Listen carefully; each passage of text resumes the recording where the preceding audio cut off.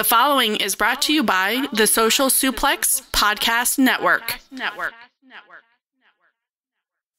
G'day world, this is the Sniper of the Skies, Robbie Eagles, and you are listening to Keeping It Strong Style. Yo, this is Rich Latta from One Nation Radio. This is brought to you by the Social Suplex Podcast Network. We present to you the Ace of Podcasts, Keeping It Strong Style. Let's go. It's the Ace of Podcasts, Keeping It Strong Style. Covering New Japan, they ready to hold it down. Jeremy Donovan and the young boy Josh. Come and hit a job out and bury all the frauds. From the Tokyo Dome over to the G1. Social Suplex is the network where we can get it done. I'ma chill and let them have it, cause this is just an intro. Keeping the strong style, 6 stars from the get-go, boy. Yeah, from Tampa Bay to the Tokyo Dome, this is Keeping It Strong Style with your hosts, Jeremy Donovan and the young boy Joshua Smith. And thank you for listening. Welcome to Keeping It Strong Style, the Ace of Podcasts on the Social Suplex Podcast Network. Jeremy Donovan here with the young boy Josh Smith. On today's show, we'll review the first 4 nights of Super Junior Tag League and preview Power Struggle. Please support our show by subscribing and following the Social Suplex Podcast Network and Keeping It Strong Style on the podcast app of your choice and leaving a rating and review.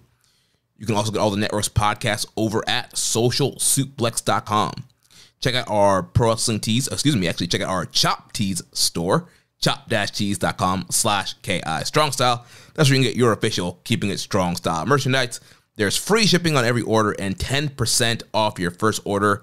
chop-tees.com/KI Strong Style.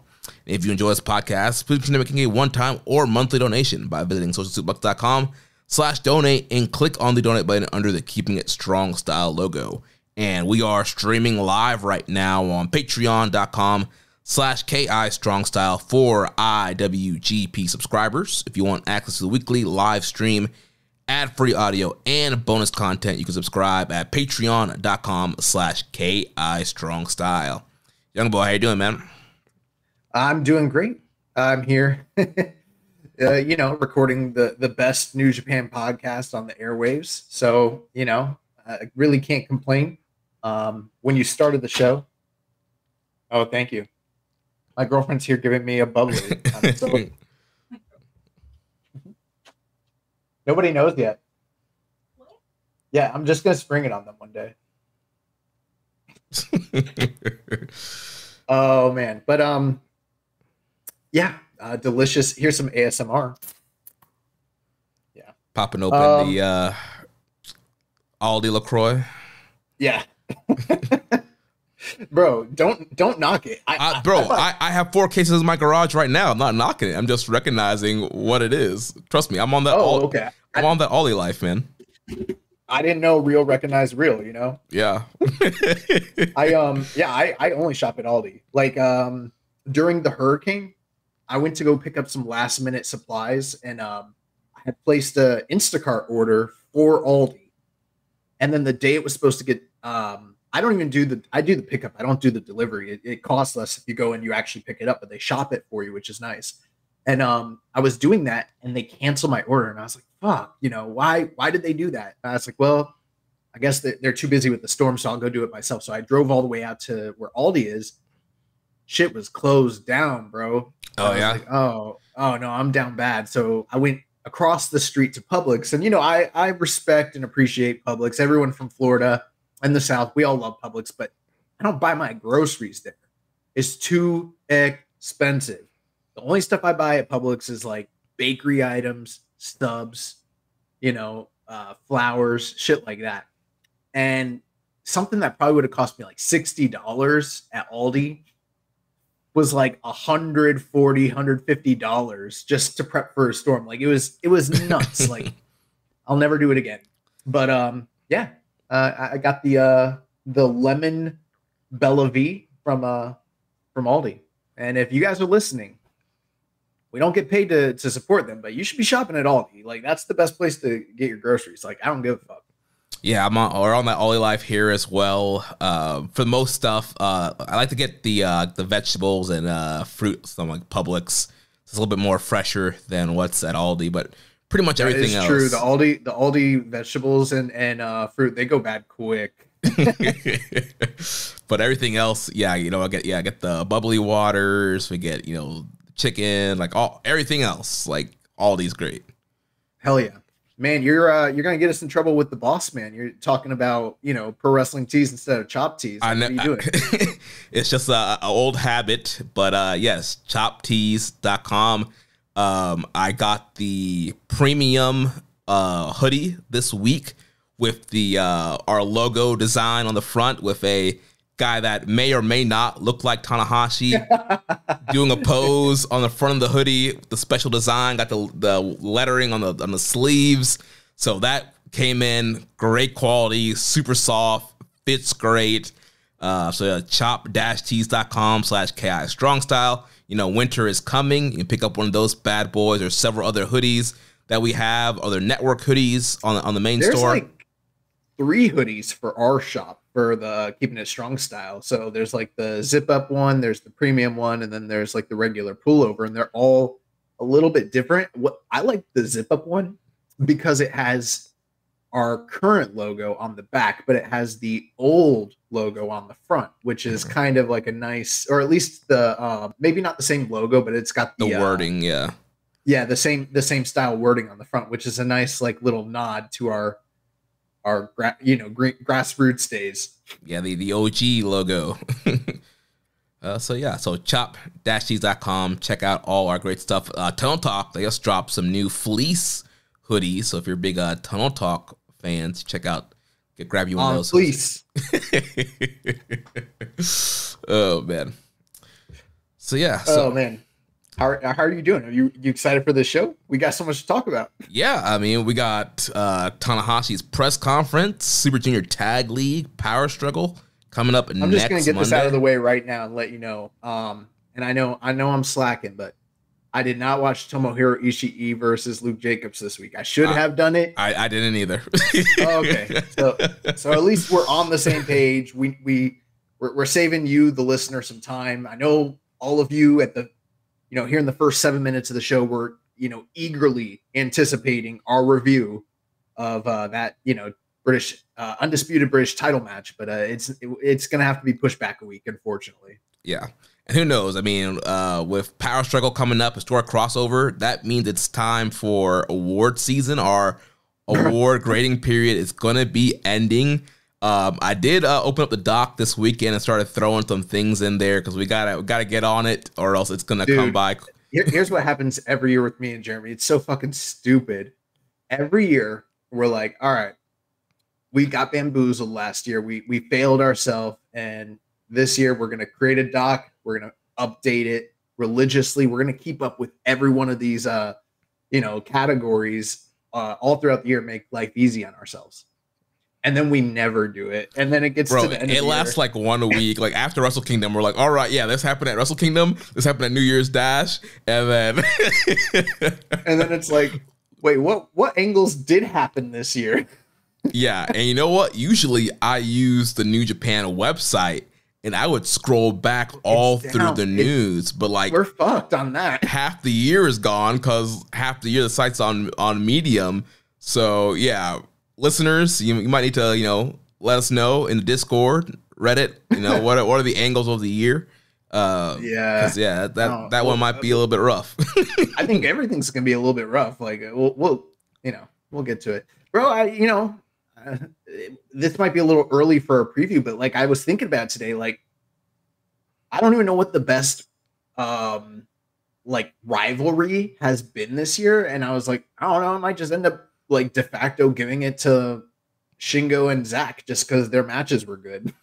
Yeah, that's an option. I mean, you can't sleep on United Empire versus Bullet Club War Dogs. I will. I'm not gonna vote for that shit.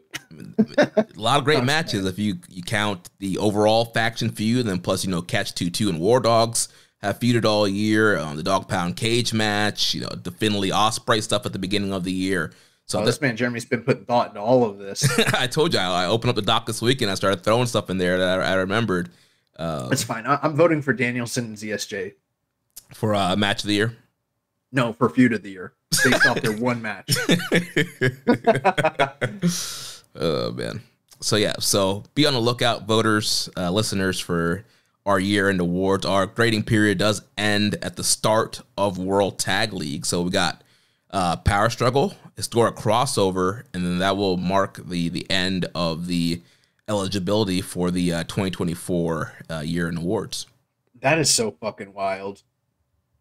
Yeah. Like, I can't believe, like, this year's almost over for us. Like, I don't know. I know I'm saying like a lot right now, but it just feels as though the year, was just around the corner. Like, this one has flown by like nothing. It kind of feels, I feel like the first half of the year was like 5 years ago. I'm like, oh yeah. I'm looking through Cage Match. I'm like, wait, Ospreay was still here in the beginning of the year. Okada was still here. I'm like, Okada was never 6-man champ. That was this year. Felt like 5 years ago. Yeah. Oh man. Yeah. So yeah, it's a lot of fun to do. Julia was an IWGP champion. Yeah. NXT's Julia. Is she named Julia there? Yes, she is. As of now. Who knows what will happen when she gets to the main roster. I heard they had a Halloween Havoc show. I don't know what happened on it, but I refuse to watch. I'll watch an NXT special, but I'm not going to watch one that's named after one of Dusty's creations. Fuck that. I won't do it. Yeah. No need for NXT. Yeah, I did not watch. I can't tell you the last time I watched an NXT show. I don't know. I think I usually tune in for like a match or two, intending to watch the whole thing, and then it's kind of shitty, and then I'd like turn it off. I can't remember the last time I watched a whole show or even like the main event, like, at all. Yeah. Ilya Dragunov was probably champion, which I think he's on the main roster, so that kind of tells you something. Yeah, I think he's on Raw, I think. Well, we'll find out soon when it comes to Netflix. Well, let's jump into New Japan. First, this normally would be maybe just in the news item, but I feel like it's kind of a big deal. There's about a lot of talking points surrounding this, and it was Tanahashi's retirement press conference that happened last week. It was on October 22nd. So some of the highlights there from the press conference: he says he wants to have a physical condition and in-ring performances to be proud of with the time he has left. He said with the exception of the Super Junior Tag League, he wants to be on every tour going forward. He wants to wrestle singles matches with everyone on the roster, from young lions to veterans. He wants to challenge for the IWGP World Heavyweight title. He talked about wrestling Shibata and Nakamura, and admitted that there would be lots of hurdles to overcome to do that. He spoke about an upcoming Dragon Gate match he's going to have with Stalker Ishikawa, and said he wanted to take as many opportunities as he can. And then at the end of the press conference, Evil came in and crashed the press conference and challenged Tanahashi to Wrestle Kingdom 19. And then the match was made official on October 25th. So, young boy, what are your thoughts here on some of Tanahashi's talking points and Evil versus Tanahashi as Tanahashi's second to last Wrestle Kingdom match? Yeah, I thought it was I didn't watch the press conference, but I read his the statements and the points that he made and his intentions and everything like that, the bullet points. And it sounds like the way that Hiroshi Tanahashi always talks. I want to do this, I want to do that, blah blah blah. But you notice he didn't make any promises.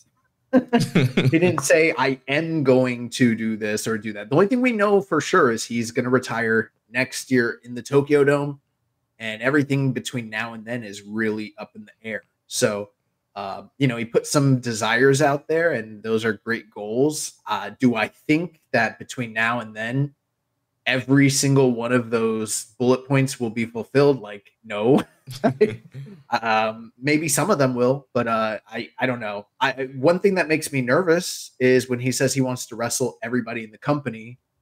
I'm worried that they're going to do one of those retirement send-offs where he literally does a 1-minute match against everybody in the company, which some people would probably like that, and that's like a pro tradition. But I'm here for the big match, the big money match. You know what I mean? Yeah. As far as Evil, being his opponent, I don't know. I guess I'm torn. It's like a double-edged thing because on the one hand, it makes total sense that that's who his opponent is. Like they've been building up to it for a long time now. And if you didn't realize it, you weren't paying attention. But here's the thing, Jeremy, I wasn't paying attention. Hontai beat House of Torture's ass in 6-man tags so many times over the past several tours that I just thought the issue was squashed. And like I kind of thought maybe the nightmare was over and we wouldn't have to deal with a singles match between Evil and Hiroshi Tanahashi, and surely it wouldn't be in the Tokyo Dome. But that is what we're getting. And I see some people defending it, like the New Japan, like diehard, gatekeepery pro elitists. But like, let's not mince words. This match is gonna fucking suck. And it's okay for those people who tune into Wrestle Kingdom because it's the biggest show of the year for Japanese pro wrestling and for New Japan, to want to see their sentimental favorite have a good performance with somebody that's relevant and that matters. And unfortunately, that's not evil, but that's what we're getting. He'll get the W. It'll be a happy moment, but I'm not looking forward to it, and I'm not excited about it in any way, shape, or form. Yeah, I'm not excited about it either. And again, like we've been watching, I know the whole story. It's been Hontai versus House of Torture from the beginning of the year. You look at all of the Shota Umino, Ren Narita stuff, Umino Evil, a lot of Hontai versus House of Torture has been pretty much the overarching story the whole year. And then also that it picked up with Tanahashi becoming president, and then Evil saying he's the real president. And they, like you mentioned, they've been feuding with several 6-man tile offenses, and Oleg, Tanahashi, and Yano. I mean, they've been champs pretty much majority of the year, and they were 6-man champs, and have beat House of Torture on several occasions defending those titles. And so, yeah, it's like House of Torture has been losing so much. Like, it kind of felt like that was the end of the story. Like, they beat these guys just recently twice in 2 different teams. And so it's like, all right, maybe we're going to move on and do something else. And Tanahashi only has 2 Wrestle Kingdoms left. And I get it from a story perspective of, yes, like they've been feuding all year, and Evil's been calling out Tanahashi all day. He's been saying he's the president. And so, yeah, I think just looking on paper, the match makes sense for what they've been doing. But just because it makes sense doesn't mean I have to like it. Doesn't mean we have to be excited about it. Like, it's going to be smoke and mirrors, which I guess for a broken down Tanahashi, there's something to be said for that.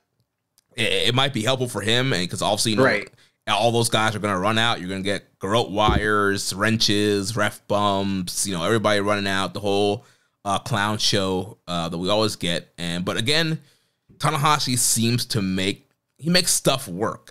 People were kind of dreading that the Kenta match a couple years ago, and they went out here and had that crazy like plunder match, and he just a guy like Bad Luck Fale in the past, and got some great matches out of Fale. So I know Tanahashi's not in his prime, but I feel like he has the wrestling skill ability to kind of put a match together. It's not going to be match of the year, but it could end up being enjoyable. Yeah, that's 100% the case. I mean, and now at the same time, is it possible that it doesn't play out the way that you're saying? And Tanahashi has a bad night, and House of Torture leans too much into the shenanigans, and it, maybe it plays well to the live audience, but it's not necessarily enjoyable for the type of fan that we are. That is also possible, but you're absolutely right.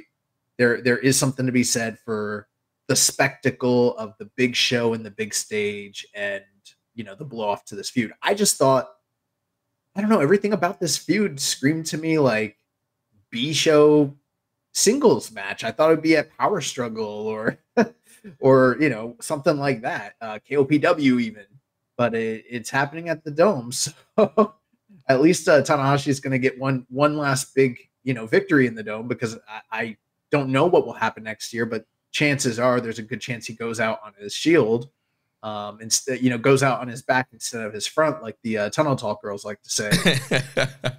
So you think he's 100% lock he's beating Evil? I would be so shocked if he lost to Evil. But no, it's not 100% lock. Actually, there is the possibility that he loses, but it's Wrestle Kingdom. You kind of want to, send people home happy. I know it's not the main event, but it's meaningful in that, like, it's the probably second to last time we see Tanahashi in the dome. Well, he does, and keep in mind he's got the big tag team match with Kenny Omega the next night against the Bucks. So I don't know. Could he lose? Sure. And would he be fine eating that loss? Like, is it going to negatively affect Hiroshi Tanahashi? Like, no, not really. So maybe there is something to be said about the idea that they push Evil. They give Evil the boost, but I don't know. To me, that's short-sighted because I'm at the point where I think I don't think there's that much investment into Evil to begin with. So it's like we want to pour into that guy, at the expense of Tanahashi on his when he's on his last leg. Like, nah. Yeah. Give Tanahashi the win. Make everybody feel good. Yeah, it's bad enough you're giving us this match, though. At least let the Ace win. Right. So, yeah, we'll see how that feud progresses going into the Tokyo Dome, and we'll see what other matches come for Wrestle Kingdom 19. So let's jump into Super Junior Tag League. We're, believe it or not, already halfway through the tournament. We had the first 4 nights this past week, and pulled up some attendance data here because I know we've talked about wanting to kind of talk more about attendance and kind of track that a little bit better here. So I pulled the first 4 nights and kind of compared them side by side here. So in 2023, we had night 1 on October 21st, 2023. And this was from the Kumagawa Citizen Gymnasium with an attendance of 1,065, with the main event being Bushi and Teton versus Sho and Kanemaru. Compared to night 1 of this year, we were opened up in Jimesi Gunma with 633 for the attendance. Main event, Ichiban Sweet Boys versus Skateboard Bros. Night 2 for 2023 was October 24th in Korakuen Hall. Attendance of 1,020. Main event, War Dogs versus Catch 22. Night 2 of this year was in Kawasaki with an attendance of 667. Main event, Catch 22 versus Jet Setters. Night 3 in 2023 was also in Korakuen with 1,169 attendance. Main event, Desperado versus Bushi and Teton. Night 3 this year, also in Korakuen Hall with an attendance of 1,367 with a main event of Roppongi Revice versus Catch 22. And then night 4 last year was in the Wing Hat Kasakabi with 545 attendance. Main event, Desperado versus Ichiban Sweet Boys. And this year, night 4 was in Korakuen Hall, 1,145 attendance. Main event, Ichiban Sweet Boys versus Bushi and Hiromu. So the total last year, 3,799. Total this year, 3,812. So I know it's not complete apples to apples comparison because they're in different buildings for some cities. Some cities are smaller. We did have the double Korakuens to kind of compare, but overall, this year trending a little bit up compared to last year. Yeah, a little bit, but I mean, and I don't mean to be a naysayer, but at first when I was looking at it, I was like, oh shit, they're doing really well this year. But then I was kind of noticing, I'm like, oh, okay, they did their Korakuen night on the second night that, and again, like you said, it's not 100% apples to apples, but when it all averages out, they're up 13 attendees, which is not, I mean, that's almost a wash, honestly, at the end of the day. Mm-hmm. But that's not to say that they won't continue to trend upwards year over year. My understanding from what I've seen is that they have continued to trend, like you said, in a positive manner and made progress in terms of, sort of regaining some of that audience that they lost over the pandemic era. Yeah, and night 3 of Korakuen this year was more than night 2 or night 3 last year. That was both in Korakuen, so that Korakuen night trending a little bit higher there, and then night 4 this year in Korakuen was higher than night 2 last year, and almost about the same as night 3 from last year. So the Korakuen numbers looking pretty good here, and yeah, it seems like things are starting to get back on his swing, a little bit more of an uptick there. Yeah, I mean, if anything, that's one of the positives I would take away from it, because even though the numbers are almost equal, the reality is that their attendance is up in the Cork and Hall shows, and that's always a positive for their business in terms of just projections, because that means, yeah, they might not have done so well in like Kawasaki or whatever, but they're doing well in their home base of Tokyo, and that's a key indicator. So that's a good thing. So yeah, good work, Jeremy. Thank you. Well, let's take a look at the teams here. So we'll do the normal format we do during these league tournaments. After we've had several nights, we'll look at each team in the rankings and talk about. I gotta tell you too, before we jump into it, it's like 4 nights back to back. 2 of them were in the last 2 days, and both of those were amazing Cork and Hall shows, but they were almost nothing but tournament matches aside from the 2 previews. So it's like, this has been a really awesome tournament, and I've got a lot of positive things to say about it, but it's like, man, I'm going to struggle to keep straight everything that happened over these 4 nights. Like, holy crap. Yeah. Well, let's start with the A block. So on top of the block, we have the former IWGP Junior Tag Champs, the Bullet Club War Dogs team of 100 Proof, Clark Connors and Drilla Maloney. So they are 3-0 with 6 points on night 1. They defeated House of Torture, Sho and Kanemaru. Night 3, they defeated the Ichiban Sweet Boys, Kosei Fujita and Robbie Eagles. And then on night 4, they defeated Tigra Suicida, which is a team of Capitan Suicida and Tiger Mask. So yeah, so War Dogs starting off super strong here, and I think it's a lot what people expected. Obviously, these guys were the just lost the belts, but I mean, they've been the champions all year. They've been pushed super strong. They're really being pushed as these kind of heavyweight bruiser junior tag of the division. And so looking really good throughout the night here. So, night 1, kind of Bullet Club versus Bullet Club against House of Torture, and they're over to, overcome those shenanigans, put those guys away. Night 3, a rematch with Ichiban Sweet Boys. Those guys did challenge the War Dogs for titles earlier in the year.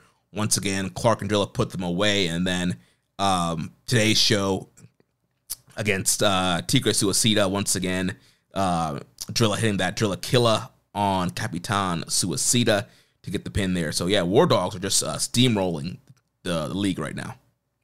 Yeah, they look really strong, right out the gates. One thing that I know last week we had some kind of detractory statements about the idea of this maybe not being necessary to have done a round robin, and perhaps it would have been better to do a single elimination tournament. But the thing that I forgot to really take into consideration is the fact that they're doing this as a 2-block format for the first time. And so because even though there might be more teams, because they broke them up into the 2 blocks, it actually reduced the number of overall matches that needed to take place. And it's made the tournament a little bit, I just prefer when it's the 2-block format. I think it works a little bit better mathematically, and it's been a little bit more palatable. Clark Connors and Drill Maloney, man, they're really something. I mean, when I think of power tag teams in history, guys that go out there, are bruisers, dominant, fuck people up, and have that legacy. I don't know. I think of Brody and Hanson, the Road Warriors, the Brothers of Destruction. I'm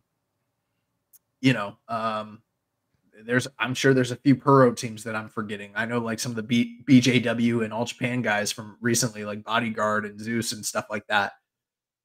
But I cannot think of a time where there was a junior tag team that was just muscled up. I want to say roided up, but I don't want to say they're roided up, but these on the gas. Yeah, I don't want to say they're on the gas and throw that accusation out there, because that's not the case. But just 2 fucking musclehead dumb jock bastards who go out there and beat people up, and they have no regard for anybody or anything. And that's what Clark Connors and Drilla Maloney have been. And I think in this tournament, they're even furthering to kind of cement their status. Now, I I loved that they went out there and they didn't bullshit around with House of Torture. We're getting to this point now in the story where it's being talked about on commentary and stuff, but it hasn't really come to the forefront. But like, they really are starting to draw dividing lines between War Dogs and House of Torture, and that they're not really affiliated in any way anymore, especially with some of the comments that Dave Finlay has made recently. So I kind of liked that we didn't get the too sweet, we're going to be buddy buddy and play around. Like, they just went out there and they had a plunder match. It was great. The best match that they've had of this tournament was the match with TMDK. That was really standout and noteworthy. But yeah, every night they've gone out there, they picked up the W. I feel like at this point in time, one of two things is about to happen. And maybe this is a John Madden moment, just stating the obvious, but these guys are either about to eat a loss here in their next match, because there's only, 2 more matches for each team? Yeah, in the A block, yeah. So, I mean, if they win the next match, like, it's pretty much very close to being over, I would assume, mathematically. So the chances are they're probably going to eat a loss to kind of even things up, keep people alive, or they might go undefeated in this thing and just go 5-0 and just completely decimate the block. And I'm not putting their chances at 0 on that. Yeah, I mean, if you want to continue to get them over and push them as these just juggernauts of the division, I mean, they were just the former tag champs. Yeah, why not? We don't always see that in a league format where somebody goes completely undefeated. I mean, we saw like Jeff Cobb kind of have that run a couple years ago, but eventually losing to Okada. But yeah, if these guys could just run through this block and go 5-0, 10 points, and make it to the final, I think that would make them look super strong, especially if they're going to win the whole league, just go completely undefeated. That could be a good run for them. And I agree with you. Yeah, the Ichiban Sweet Boys match was a really great match, and I thought they did a great job of making Kosei Fujita look like a star in that match.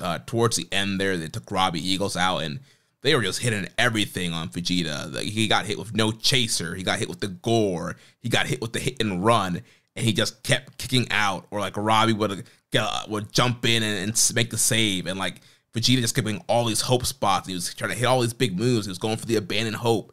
But then towards the end, they got him up with the full clip and put him away. And man, like, that's the closing stretch of that match was really, really great. Yeah, that both Cork and Hall shows back to back. And this might sound hyperbole, but it's not.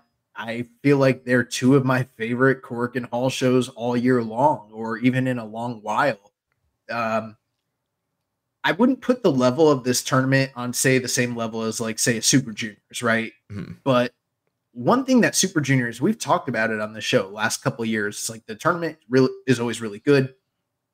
Doesn't maybe have as many standout matches as a few of the classic tournaments from years gone past, but it's been really good. But one thing that has been lacking in Super Juniors is fun and excitement. The tournaments are, interesting, and you know, there's a lot to sink your teeth into, and there's a lot of storylines and stuff, but it's not always fun.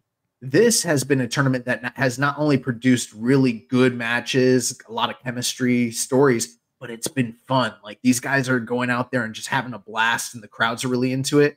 And on both nights of the Cork and Hall shows, like, everyone was just hungry and working their ass off, and the crowd was like really, really, really hot for the shows. And there was a couple standout matches. This was one of them. Like, this is one of the best tag team matches in New Japan this year, and we'll have to see how things shake out. But I wouldn't be surprised if it's a tag match of the year candidate for our awards. Yeah, and like you mentioned, I feel like every team came to play here. Like, every team is like showing out. Also, a lot of the new teams, which we'll get to, and then some of the veteran teams, like a Bullet Club War Dogs. I feel like pretty much every team is like, kind of cooking on all cylinders and like going all out. And yeah, these Cork and shows are just like boom, match after match of just high flying, high pace, fun action, and so yeah, really great stuff. Yeah, I feel like most of the time when we get to this point of the year, we have like that, and maybe this is still the case because I feel tired, but like we get that post G1 malaise where it's like, we're kind of grinded down and we feel like we're just kind of drudging through until we get to, like dome season, which I guess starts with World Tag League. And even that's, a chore. But this tournament has been much. I don't know. This is probably the best league format version of the Super Juniors. I don't know if it's just the teams they have, the talent they brought in, the hunger, but like these guys are going for it, and they're really producing great shows. And you know, I mean, this is coming from the guys that we just buried that UK show. So yeah, and you know that I'm glad you brought that up, because that goes back to a question that we got several weeks ago, where it's like, you know, how can New Japan keep the momentum up? And I feel like, yeah, it's like 1 week we're like, this is great, and next week we're like, man, that sucked. And like I feel like it's been a very like up and down year, because they're not every show falls up with like the momentum of the great. Like King of Pro Wrestling was great, and you followed up a Royal Quest. It was like, that was a house show. And now this tour is cooking, and I feel like Power Struggle is going to be great. And so, but that's going to be followed up with, you know, World Tag League. Like, how's that? And so, yeah. I was listening to a Pollock and Thurston interview. I forget the gentleman that they were interviewing, but it was somebody that was they were doing a retrospective on the passing of Joe Koff. And one thing that this individual talked about is how one of the struggles that ROH in their heyday, when they were still with like Sinclair, that they've had, that AEW has been able to overcome, is the fact that there wasn't a centralized time, place, and location for they didn't have weekly episodic TV. Like they were in syndication on the national sports affiliates. So it's like, you know, you could like ROH even during the time when like they're at their biggest boom with like the Elite and Cody and everything. But when you went to go watch it, like you're watching it on one day, your friend across the country might be watching on a totally different channel, totally different day. Like there's no appointment viewing. And so it was hard to kind of build a community and a fervor around the product, because they don't have Dynamite the way AEW has Dynamite on Wednesdays. That's the place to be, blah, blah, blah. Same thing with WWE. And when they said that, it dawned on me. I was like, man, we must be the fucking craziest sickos to like, you know, but New Japan suffers from the same kind of issue. If you think about it, like it's really hard to garner that sense of community and fan viewership around the product, because most people are not watching it live. A lot of people do, but most people are watching it on delay afterwards, video on demand. And it's hard to kind of garner that appointment viewing where everyone feels like they have to tune in. And what's different now than it was in say 2019 is that because the product was hot, they were sort of able to overcome that, because it was like the stuff that was happening in the company and the matches were so good that it's like, fuck, I don't want to get spoiled. I better watch this. But now like a lot of people who, you know, either skip over the shows or maybe they just cherry pick or drop in for a big show from time to time, stuff like that. And it's not, everybody's not watching, you know, Road to Power Struggle / Super Junior. And so the shows are very good, especially these last two nights. I would highly recommend, if you want to turn on something really good in the background and see some incredible wrestling and especially like the flips, then put on these last two Cork Hall nights. You're not going to regret it, but it's also, it's a step in the right direction, but it's not the answer for garnering the market in this country the way that they had kind of been trending a few years ago at the same time. Yeah. Well, let's move on to the next team. We have last year's runner-up from the Super Junior Tag League, Sho and Yoshinobu Kanemaru. So they're sitting at 2-1 with 4 points. Like we mentioned, night 1, they lost to the War Dogs. Night 3, they defeated Tigra Suicida. And then on night 4, they defeated the Skateboard Bros. I mean, I don't really have a lot to say here. It's not unexpected that they've done this well in terms of point totals. You know, that first night loss to the Bull Club War Dogs, that might come back to haunt them in the long run, because that's a pretty meaningful loss to a really well established team. But I think the work's been fine as far as like if you're grading it on the House of Torture scale. I feel like Kanemaru, when his hand is sort of in play when it comes to laying out the matches, it's a little more inventive. It's a little less, whatever the word is that I'm looking for. Yeah. It's just not the same same old shit every single time. And they I feel with Kanemaru, like he almost comes up like he's still trying to actually like wrestle. Yeah. But then when he gets the opportunity, he will cheat. Right. I feel like with the rest of those guys, it's like they're just trying to cheat the whole time, and like they're not doing a ton of offense. Like, their whole game plan is like, I'm just going to cheat the whole time. Where Kanemaru's like, all right, I'm going to wrestle. Oh, the ref can't see. Bam, eye poke. Ref can't see. Low blow. Ref can't see. I'm going to spit whiskey in your face. It's like a very more kind of that old school heel. I'm just going to take advantage of what's happening.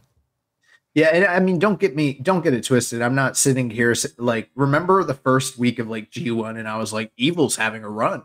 It's not like that. These matches are mostly skippable. They're still, jumping guys before the bell. They're still doing the plunder through the through the crowd, and you're still getting a good dose of House of Torture shenanigans, but it's toned down a bit because Kanemaru's in there with Sho, and it's not overly relied on.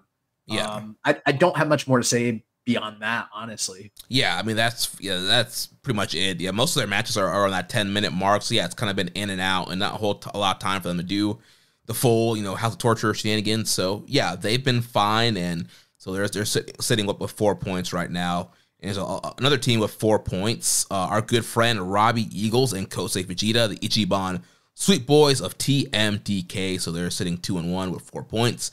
Night 1, they defeated the Skateboard Bros. Night 3, losing to the Bullet Club War Dogs. And then Night 4, rebounding by defeating LIJ's Bushi and Hiromu.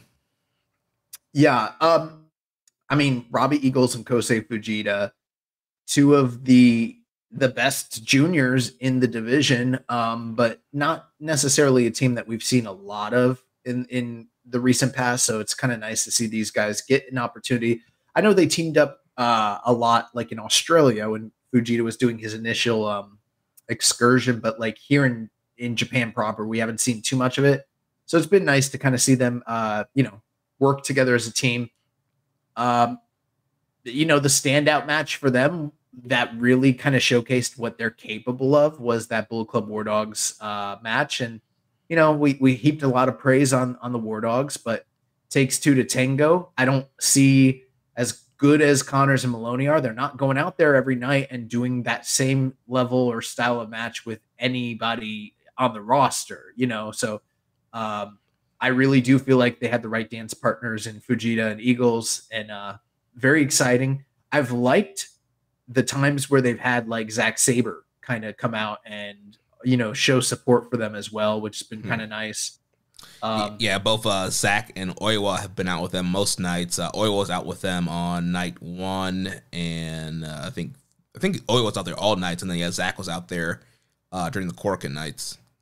Yeah, and then the big win that they got over Bushi and Hiromu, that's a meaningful victory that might really come into play later on. Some of these wins that guys are getting over, like say Tiger Mask and Capitan Suicida and Taguchi and Dragon Dia, those are almost like gimme wins, and those teams are expected to sort of be more spoilers. But a win over LIJ, that's going to put them in a really good spot for the tournament, especially considering that they too lost to War Dogs. So really, for like them as well as House of Torture, it's going to come down to like winning the remainder of their matches to try and get past a tiebreaker situation, because if War Dogs end at like 4-1, these teams, it doesn't matter if they win the rest of their matches, they are relying on those teams to the next two teams to beat War Dogs. Yeah, they got to hope and pray that War Dogs slip on banana peels and lose their next two, and then they have to win their remaining matches as well. But yeah, again, the War Dogs match was great. I thought Vegeta looked really great in that matchup, and then same in the second night, he was able to get the pin over Bushi there. So yeah, Ichiban and Sweet Boys looking really good. Really great crowd reactions, and also we got the hilarious chant battle with Robbie and Hiromu doing the hero and again the crowd to do the Aussie chant with him. And so yeah, just a really kind of fun atmosphere, great matchups here. So Ichiban Sweet Boys, there's a lot of people that really want to see them make it far in this final, and so they have a shot, but they need the War Dogs to lose some matches here. Now, we're going to talk about some other teams here, but Jeremy, let me just point out to you, maybe this will kind of sway our thinking on the booking here. The reality is every other team that we're going to talk about in this block is either sitting at 1-2 or 0-3. So while they're not 100% mathematically eliminated, and I haven't done like the fine math, they basically, the best, like, for instance, LIJ or Taguchi Japan could do is like they win their next two and they end up 3-2. That would also mean that Clark Connors and Drill and Maloney, who are already at 3-0, would at best tie those teams at 3-2. So like they're almost virtually mathematically eliminated. Mm-hmm. But then what makes it interesting is when you look at Eagles and Fujita, Sho and Kanemaru, the other teams that are 2-1, they already lost to the War Dogs. So the teams that are still kind of in it mathematically are almost out because they've already lost the tiebreaker situation. And the rest of the teams have like losing records. So that really means it's either going to be probably Clark Connors and Drill and Maloney win their next two and sweep the field, and it's just a done deal, or they're going to lose the next one. And then there's going to be high drama on the final night where like it might get into several teams end up with a 3-2 or type of situation. Yeah. So one of those teams, like you mentioned, Hiromu Takahashi and Bushi from LIJ. So on night 1, they defeated Tigra Suicida. Night 3, they lost to the Skateboard Bros. And then night 4, they lost to the Ichiban Sweet Boys.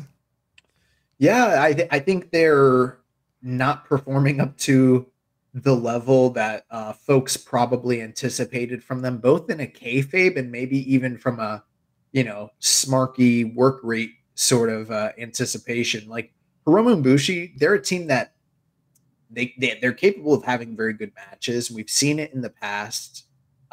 In my mind, I feel like the best match I can recall from them is probably like, I think there was a Roppongi 3K match like many years ago. So it's been a while. But Hiromu and Bushi are not a team that really normally inspire me in terms of like my fandom, and they've just been serviceable, and that's kind of what you've gotten here. But I've been surprised at some of the losses they've taken. A lot of people complained about Dragon Dia and all the losses that he took during Super Juniors, but he's kind of rebounded here and been able to showcase himself more. Him and Taguchi, they picked up that big win there, and then that Team DK match was very pivotal, and they dropped the loss there, and they basically have to win all the rest of their matches and hope. I mean, they're going to need perfect math to work out for them to be able to win this block. Yeah, Bushi and Hiromu, you would think they would be one of those teams that have been booked stronger or kind of be a standout in the division, but I mean, they haven't even won the junior tag team titles yet. They've never won the junior tag league, and so even though they've been teaming for several years now and should be like one of the more experienced teams, like they do often find themselves in this kind of situation where they're losing matches they probably shouldn't be losing in a kayfabe sense and not advancing to these tournaments. So yeah, like you mentioned, they're going to need all the math to math correctly for them. Because yeah, I mean, losing to Skateboard Bros, like you mentioned, those Taguchi and Dyer are going to be one of those teams where you kind of expect like, that's your give me. That's almost like when you're playing bingo, your free space. Like you're wrestling those dudes, you're like, wow. You're like, we got this. Like we can win this one, and that was a very winnable match for them that they lost there, and then losing to Ichiban Sweet Boys. Again, a very pivotal moment there. So they're really gonna have to rally back these last few nights, and then I don't think they've faced the War Dogs yet. So no, if the War Dogs do drop the next one and then they face the War Dogs, like they could beat the War Dogs and get the tiebreaker over them. So that's their only hope here. Yeah, we'll look at what the schedule looks like and kind of that will give us a better feel for the predictions. But I feel like if Hiromu and Bushi are the ones facing them on the final night, then look for Hiromu and Bushi to pick up their next win, and then for the War Dogs to lose the next match. And then that way kind of creates that scenario where if LIJ beats them on the final night, they're both 3-2. LIJ gets the tiebreaker, and then they kind of, advance, which is possible. Yeah. But we'll see what that schedule looks like. Yeah, and also on night 1 for Bushi and Hiromu, Naito did come out for that as well. So again, kind of leaning into this Hiromu Naito thing. So seems like that's still a direction there. Yeah, I thought that was very interesting. And commentary pretty much mentioning that, Naito's at a place where he's got something cooking, but we're not sure what it is. They kind of alluded to the idea that maybe he has aspirations to go after Shingo should he, win the title. Or maybe they even kind of hinted at the idea of like a never match between them. But I feel like that's them sort of throwing us a little bit off the scent. You know what I mean? Yeah. So, yeah, it remains to be seen exactly, where they go from here. But I don't think it's any kind of coincidence that Tetsuya Naito was out there on night 1 kind of, I don't know, almost scouting, LIJ, which is weird. Yeah. Because, he wasn't even like on commentary. He was just like standing in front of the announce table kind of thing. Right. And I mean, it'd be one thing if he was there in a supportive manner, and maybe you could make the argument that that's exactly what he was doing. But I don't know. It seemed to me like they were foreshadowing probably this forthcoming, match with him and Hiromu in the Dome. Yeah. Oh, another thing, Jeremy, I don't know if you caught this. I heard Chris Charlton say on commentary that historically, typically you expect the winner of the tournament to get a title shot at Wrestle Kingdom, but no one has said that that's what's happening. And with this kind of year of unprecedented directions, and also given the fact that there have been times where the Junior Tag League winners have called their own shot, I'm not entirely convinced, based on the wording that I heard Chris Charlton use on commentary, that the winner of this tournament might wind up challenging for the title at, say, like Power Struggle. Well, the finals are at Power Struggle. Oh, the finals are there. Okay. So where could they call their shot? Historic crossover, Strong Style Evolved. That doesn't sound right. Yeah, that's pretty much it. Okay. When he said that, I was like, oh, there must be a show on the horizon that it's a possibility that they kind of step out and do something a little bit different there. But, maybe that's just me reading too much into things. Unless, I think the only thing maybe they could do, like if you get like jet setters in the finals, maybe they say, let's put the titles and the trophies on the line in the finals kind of thing. Yeah, I'm just wondering if there's some scenario that's going to play out where ultimately we still, the winners of this tournament fulfill their title shot obligation. And then now we've got free range to do whatever the fuck they want to do from a booking perspective for the Dome. Yeah. At that, There's also Fighting Spirit Unleashed, which will be the week after Power Struggle. So, but that's in America. Yeah. Is that show looking big? It's the one in Lowell, Mass, right? Yeah. I mean, that has Crystal Young Veterans challenging TMDK. Let's see what else is on that show. I think Sasha's on it, right? No, she's on Strong Style Evolved. Got Gabe Kidd versus Vegeta. She's not on the Massachusetts show, even though she's from Boston. Nope. There's a. She might make an appearance, but there's a 4-way women's match to determine her next challenger. Okay. Finley versus Kevin Knight, Kenta versus Oiwa, Ali versus Rush. That doesn't look like the kind of show where they would be setting up major angles for the Dome, honestly. Yeah, I think the Strong Style Evolved one's going to be a little bit bigger because Zach's on that show, Mercedes on that show. So maybe they do it there if they are going to do it before Dome. But either way, I still think we're going to end up with some kind of multi-man situation. We already have the champions eat a loss in the B block, and we'll talk about that. So I think they're definitely going to set up some kind of multi-man. So second to last here in the A block, the Skateboard Bros, Ryusuke Taguchi and Dragon Daya Night 1 losing to the Ichiban Sweet Boys. Night 3 getting that upset win over LIJ. And then Night 4 losing to the House of Torture. Yeah, so I mean, this team has sort of performed exactly how you would expect them to. I think Taguchi, even though he's doing the butt stuff and he's doing shenanigans, he seems to have his working boots on and he's going out there to perform. But a lot of these matches are Dragon Dia showcases, even though they're still losing. They're really sort of ingratiating him to the audience here. I don't know what the end product of that is intended to be, but he's getting over and people like him. And he's currently I wish I would have remembered, but he's one of the champions in Dragon Gate right now. So, and I remember one of the nights he brought the title out with him. So he's some sort of like titleist over there right now. The Open the Brave Gate, which I'm guessing is probably like their secondary title or something like that. Yeah.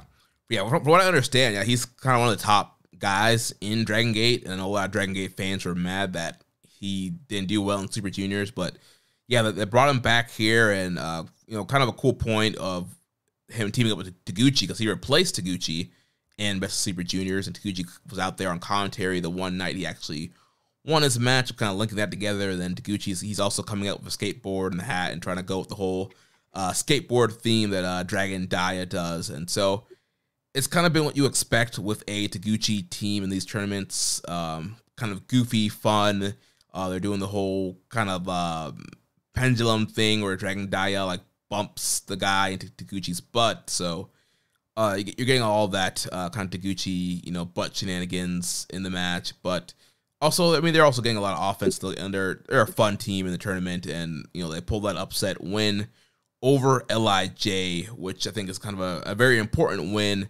And, they have not faced the War Dogs yet either. So if they could manage to win their next two, which one of those would be against the War Dogs, they could potentially squeeze their way into the finals.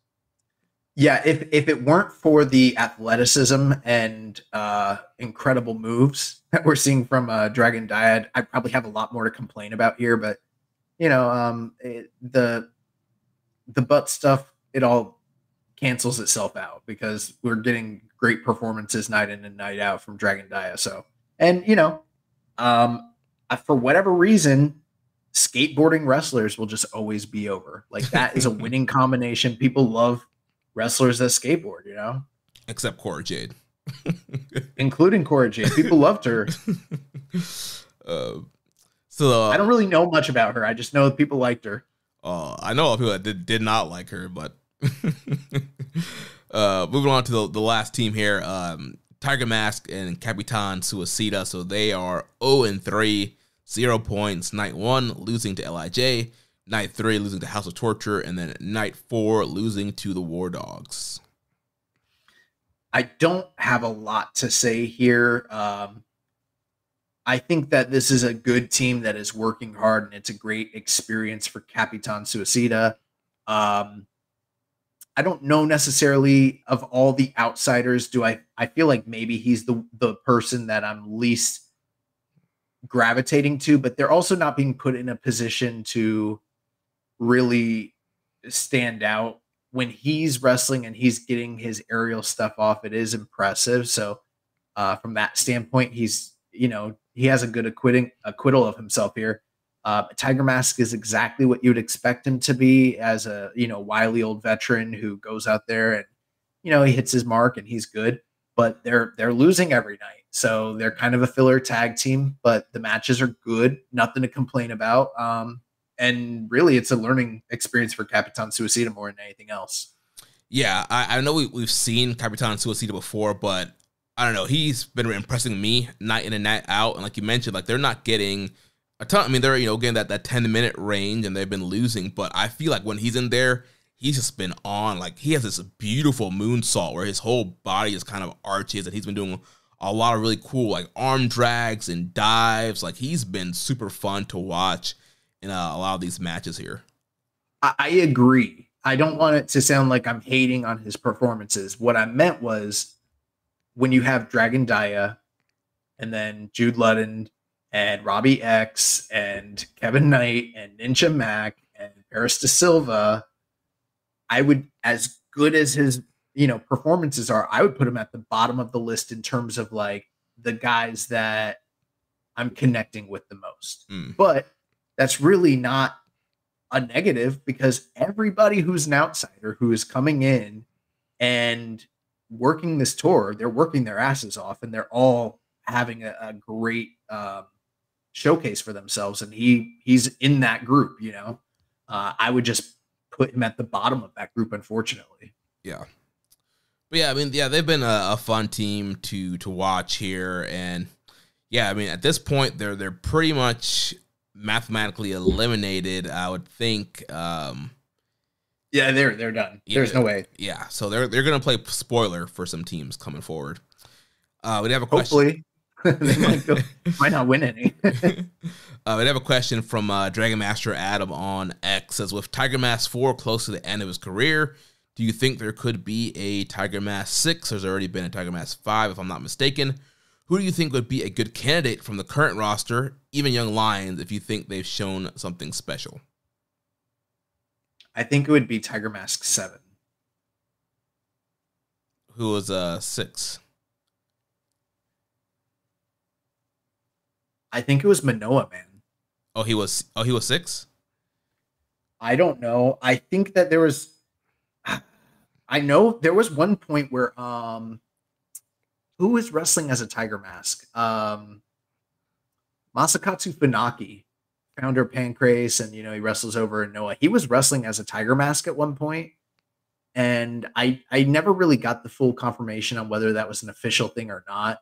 And then Manoa Man was also a Tiger Mask, so I don't know. I can look, but I feel like if it's not 6, then it's 7. But gotcha. Well, I guess regardless of number, do you think there's anybody that could be a next Tiger Mask?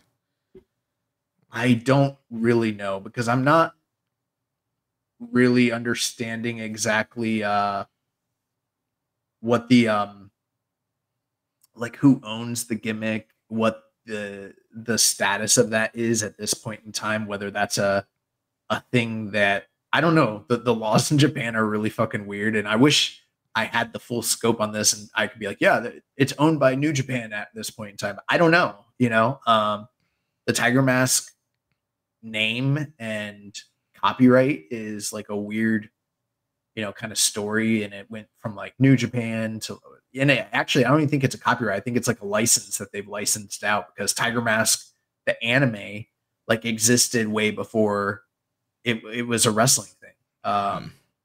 Went to All Japan at one point, and then there was Tiger Mask 3 in New Japan, and then Tiger Mask 4 started in Michinoku Pro and eventually came to New Japan. So like it didn't even, and he was the only one that was trained by Sayama and given the gimmick by Sayama until Tiger Mask 5. So yeah, and even here, like from 3 years ago, I'm looking at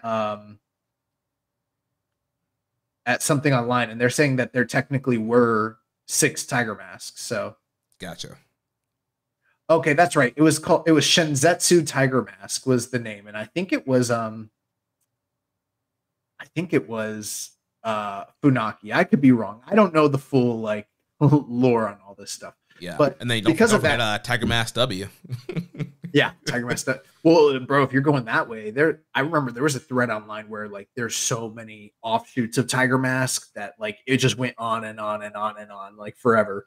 But back to the question at hand, I don't know who gets to decide that. Is that a New Japan thing where they have that license and they can award that gimmick, or is it more of at this point like a Sayama trained sort of thing where it's a lineage and it passes through, like through Tiger Mask 4 and everything like that? I don't know. So hard for me to say, but I feel like at this point in time, it's better to give that gimmick to somebody that we don't even really fucking know than it is to have a young lion come through the system. We get to know them. They go on an excursion. And then after finding out that they have these good facials or they're good at blah, blah, blah, whatever it is, now all of a sudden you saddle them with the gimmick. That's harder for somebody to kind of step into that role and succeed, I feel like it's better for you to do a non-traditional route, train them in private. You know, maybe if you're going to give them experience, maybe they shouldn't even be in the dojo. Maybe they shouldn't even be in New Japan. And then, you know, debut them with the gimmick. And that way people don't have this connection to whoever it is that's under that mask beforehand. Yeah, because I do think you're kind of setting those young lions up for, like, big expectations, or it might not be something that's for them. Like, for example, you know, Daiki Nagai, you know, he's been killing some killer promos backstage, and he seems like he's gonna have great facial reactions. It's like, why would you put a mask on that guy and take away a strength of his? So, I think honestly, I would say, like, why not just try to create something new at this point? Like, you can create a new masked character and get them over. You know, kind of similar to what, like, AEW is doing with Hologram right now. Like, kind of created their own masked character. He's been getting over on the Collision show. So, like, why not try and, like, instead of just kind of following this whole Tiger Mask thing, like, break out and do something new? And if I had to give you an answer, like, it gun to my head, Watto. Yeah, I mean, you know, if the Watto experiment just doesn't fucking work, repackage his ass, put a mask over him, and then bring him back, and we'll see how that works out. You know, that's my other answer. If we can't get it on a guy that needs to step into the role as an unknown, then let's give it to a failure and see if we can revitalize them. Give it to Shota Umino. No, he's too big for that. Yeah, I guess he could be heavyweight. You know, Tiger Mask like Mizawa was, I guess. Yeah. All right, well, let's jump into the B block here. So on top of the block, we have actually several people at 4 points. But first team we'll talk about here is the Bullet Club team of the Bone Soldier Taiji Ishimori and Extreme Robbie X. So they're 2-1. Night 2, they defeated Ninja Mac and the DKC. Night 3, losing to the Jet Setters. And then Night 4, bouncing back by defeating Roppongi Revice. Yeah, I feel like this has been a good team, you know, to kind of watch here.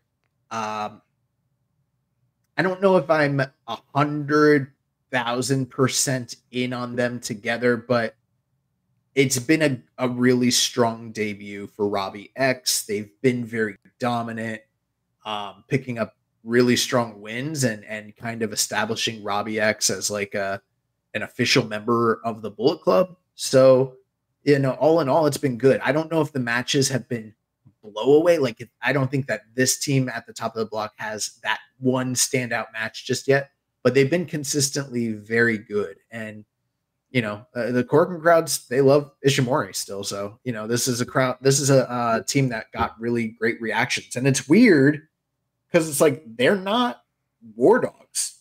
So it's like, we've basically got like an OG Bullet Club team, a War Dogs team, and a House of Torture team, like all in the same tournament. It's kind of weird.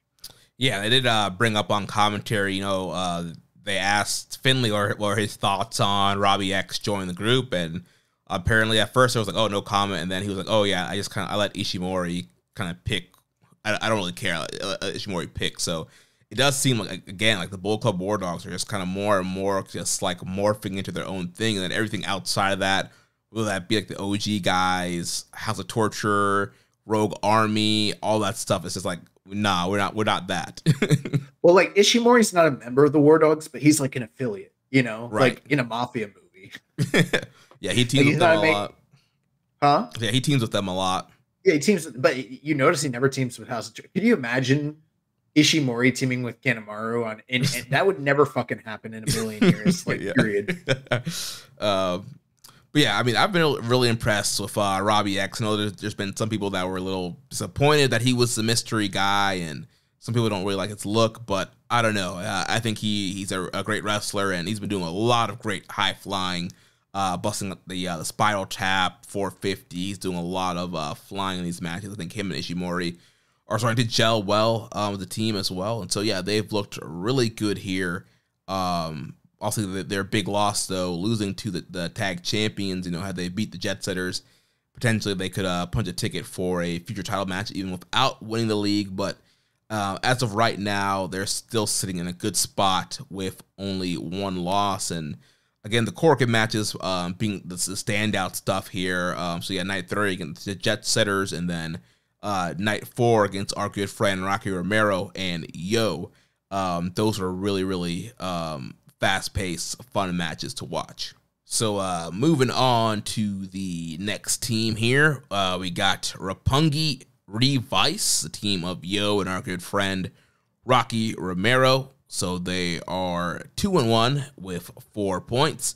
So on night 2, they defeated the Velocities. On night 3, they defeated the team of Catch 2-2. And then they ate their first loss here on night 4 against Robbie X and Taiji Ishimori.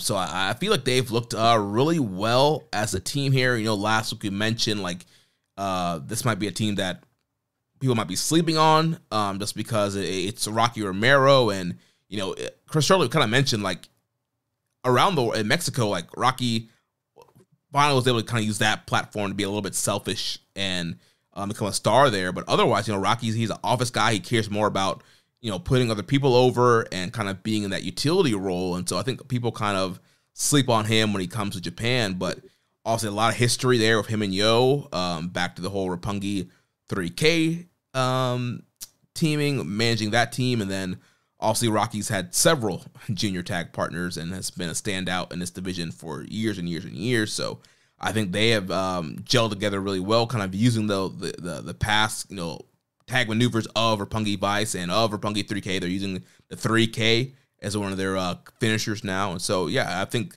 they've been looking really good. Jeremy, don't skate around the issue. Yo. Nope. There's a reason that this team is doing really well, and you're not. It sounds like you're afraid to tackle it head on and say what the deal is. Oh, is it because Rocky's part AEW? It's Tony Khan. Tony Khan put in a call and said, Rocky Romero, whatever. What is his role in AEW? He's like a VP or some shit, right? Yeah. Yeah, man. This dude's like a VP in both New Japan and AEW. He's not fucking losing, This man's gonna do well in the point totals, okay? Yeah. Let's not ignore this, Can't ignore that.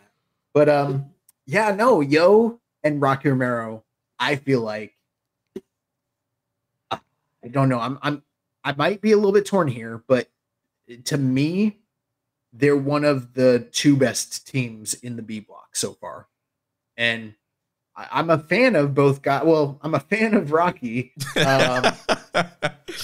And sometimes I like Yo, depending. But this wasn't a team I was really jazzed up about, like you were saying. But Yo has come out. He's got the crowd behind him because of his return from injury. So that's exciting. Rocky hasn't been here in a while. There is the nostalgia factor with them having been this team from the past, but Yo is going out there and he's taking ass beatings and that first night where he got his whole chest, or which night was that? That was the second night? That was night 3 against Catch 2-2. Him and Akira had a chop battle. Yeah, bro. His chest has been fucked up ever since then. And that was incredible. I thought that match really delivered and was fucking awesome. Yeah, it was. And this team's been very, very, very good. They've picked up big wins. They've been put in prominent positions. And on night 3, they were the main event.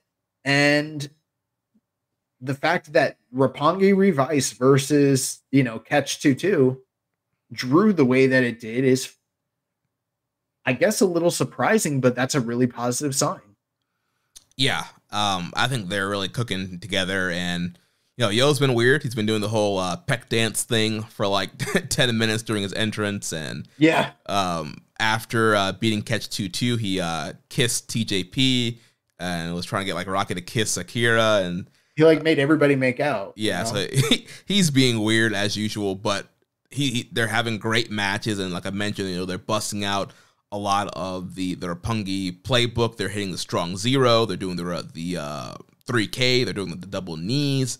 They're even throwing out some of Rocky's other old tag team finishers. That combo sliced bread power bomb. So they're doing a lot of just cool, flashy moves. They're gelling really well together. And also, I think it's hilarious that they're coming out to the OG Roppongi Vice theme that mentions Beretta and Romero ain't nothing to mess with. And then on the Tron video, it says like Romero and Beretta, and then slowly you see like a thing that says "Yo" that comes up and goes over Beretta's name. It's hilarious. Yeah, I mean, I just figured that this was a way for Rocky to get paid basically on the music more so than anything else. Yeah, Charlton was joking. He's like, yeah, he came here to bump his Spotify numbers. Like, nobody's downloaded Roppongi Vice theme in a while. So he's like, came here to like get that bumped up. That's hilarious. Oh my gosh. So yeah, they've been fun, sitting in a good spot. Also 2-1, the tag champions, Kushida and Kevin Knight, the intergalactic jet setters. So night 2, they lost to Catch 22. Night 3, they defeated Robbie X and Taiji Ishimori. And then on night 4, defeating Ninja Mac and the DKC.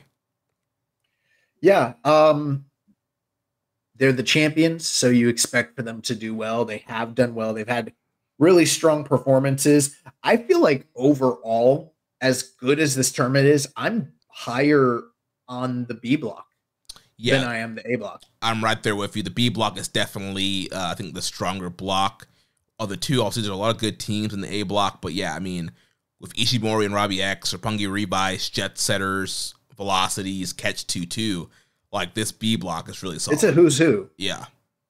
And this team is performing right up to the level with all those other guys as well. Like I said, to me right now, the two teams that are standouts in the tournament or in that block are Roppongi Revice. Another one, we'll get to them. Just maybe not in terms of kayfabe, but in terms of like match quality, that would have to be United Empire, but or what Catch 22. But yeah, the Jet Setters they're like just a half notch below those teams, and they're really going out there and delivering. Kevin Knight, like, I don't know how many times we have to come on the show and say it, like he's a star waiting to break out. And yeah, he's being showcased here. It is interesting that through the course of this tournament, they are carrying both the traditional IWGP Junior Heavyweight Tag Team titles as well as the custom white strap Bullet Club War Dog titles that they obtained from the War Dogs. And they're in different blocks now. And why would they be carrying those straps if they aren't intending to have some sort of altercation between the two of them? So, yeah, you might be right. Like, we might wind up with a title match at Power Struggle between this team and War Dogs when it's all said and done. Yeah, they could do that, or I mean, you just do a finals and War Dogs win. That sets up your dome match, and and maybe they steal back the white belts, and you kind of have like a double title match kind of moment in the dome. Yeah, I mean, we already kind of did Catch 22 and War Dogs to death last year. If your intention is, in fact, to put War Dogs in that spot again, then there's no one single team that would probably be better to do in that spot than maybe Jet Setters. But, that's assuming, like you've been saying, that we're not getting some sort of multi-man, which we very well might be. Yeah, last year they went with just two teams. They had War Dogs and Catch 22. But yeah, we look back in the history, they've done several, triple threats, 4 ways for that junior tag title.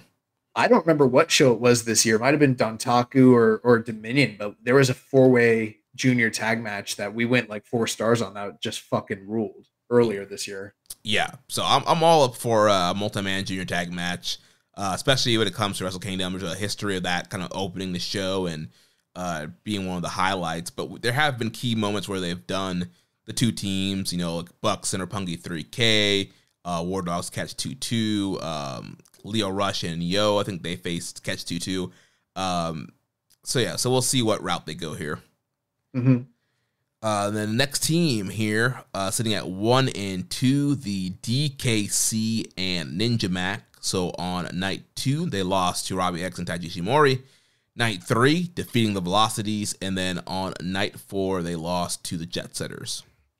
Yeah, this has been sort of a kind of interesting story because the thing that they've been pushing heavily on the commentary team is the idea that DKC and Ninja Mac were sort of teamed up without being overly familiar with one another. They didn't know each other. They've never teamed together before. And that's kind of caused a little bit of a rift between the two of them. They're still kind of, as the course of the tournament goes on, gathering their legs underneath them. And it's hard to tell if it's going to go one of two ways, whether it's all going to break down in the end and they're going to end up, coming to blow or be at odds with one another, or if they will find common ground, given the fact that one guy's a karate master, the other guy's a ninjutsu guy, and find a way to band together and become a team. And so that's sort of their story. And, we always talk about it. These tournaments, especially Super Junior and Best and Super Junior Tag League, they always kind of have little story threads that are all throughout them. And sometimes they don't lead to anything, but they're just sort of there to kind of be an in-universe story for the course of that tournament. And other times, it continues to play on forever. And, I'm not going to put my We Work Stiff hat on and like chart out the future of DKC and Ninja Mac because, time and time again, I've seen these types of things really they're just there to add narrative and color to, a fun tournament. But then again, you never know. Monster Sauce was brought together in a very similar manner as this, so you never know. Yeah, and Ninja Mac, he's no longer with Pro Wrestling Noah, and he's trying to find a spot in New Japan, and DKC's been trying to get in Japan forever now. I mean, he's a trainer at the academy, so yeah, this could be a spot for them if this works out. But yeah, I do like the story of them. It's this random team being thrown together and not getting along, not gelling well, and we saw it the first several nights. They've kind of had come to blows a little bit, kind of pushing each other, a lot of arguing, a lot of miscommunication, backstage promo, a lot of arguing. And so they finally starting kind of getting together. They were able to defeat the Velocities and Corkin, which was a big win for them. And then had a good showing against the champs on night 4, but fell to the Jet Setters. So we'll see what happens with their remaining matches. But they are kind of bowing to each other now. There's a little bit more respect there than there was on night 1 in the preview tag. So we'll see what happens here. I mean, I think Ninja Mac's been looking really fun, doing the Ninja special kind of cartwheel dive to the outside. And there's been a lot of like poison Rana off of top spots that people have been doing to him. And he lands on his feet. So he's just been doing a lot of his cool Ninja Mac stuff and looking really good. And, DKC's been fine. Not super blow or anything, but overall, I think they've been a fun team to watch. I've seen some comments from people that are a little bit higher on DKC this tour than they have in the past. I don't know. I can't say I'm 100% in that camp. I like DKC, but when you kind of consider a lot of the trainees that have come out of the LA dojo, some do and some don't struggle to kind of find their role and their spot within the company. And to me, as talented as DKC is, and he has somewhat of a gimmick, a lot of it kind of screams like indie guy. And he needs a hook, something that's a selling point, that's a connection. And, I know that other people that are bigger fans of like Ninja Mac, they probably think that he doesn't need to be saddled with a tag partner. But, at this point in time, I don't necessarily see him as a guy as compelling as he is from an aerial standpoint and as talented as he is. I don't see him as a complete total package, ready to go day one, going to be 100% over, and he should be facing the likes of Desperado, Hiromu, and Doki. I just don't see him at that level yet. I think that a tag team act could really be a benefit to both guys. Maybe it shouldn't be a long-term thing, but it really could help ingratiate both guys to the Japanese audience. They have similar gimmicks. It kind of makes sense. And if it is something that allows them to kind of return down the line, we've said it time and time again about how the junior tag league is lacking depth.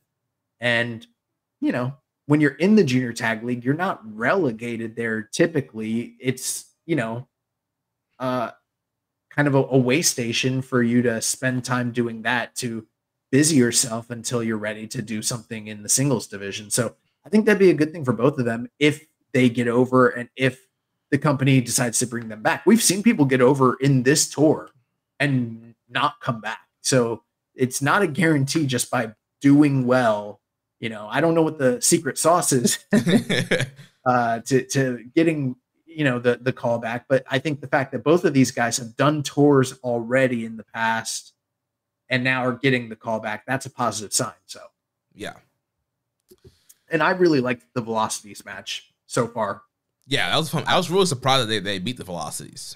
I was too. But yeah, I thought that was, and I guess we'll jump into that because they're next up on our list. Yep. So the Velocities, Paris da Silva and Jude London, also sitting at 1 and 2 with 2 points. So on night 2, they lost to Roppongi Revice. Night 3, they lost to Ninja Mac and the DKC, and then they picked up their first win on night 4 in Corkin, defeating Catch 2-2.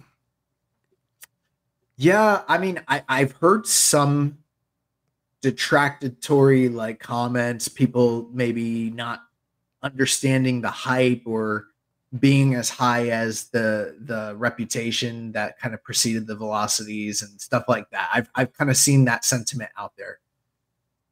I'm not with that. I think these guys fucking are awesome. Like I've always thought they're awesome. Now, are they going out there and are they having, Young Buck Classic, and that sort of thing, Red Dragon and Time Splitters? Like, no, they're not, but they're also not being positioned most nights to do that. Like, they're on the bottom half of the card. They're being given about 10 minutes each night, 10, 11, 12, something like that. I guess 11 average.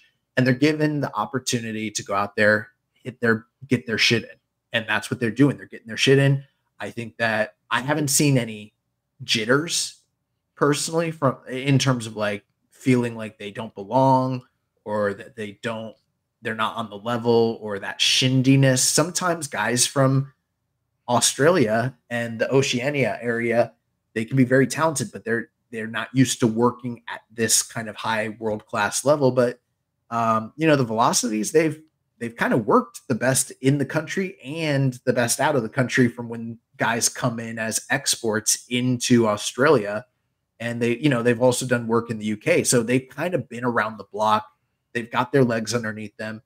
And I think they've been impressive. Now, do I feel like, again, like I mentioned, I already kind of told you who I feel like are the standout teams in this block, but I feel like they are passing the test every night that they go out there.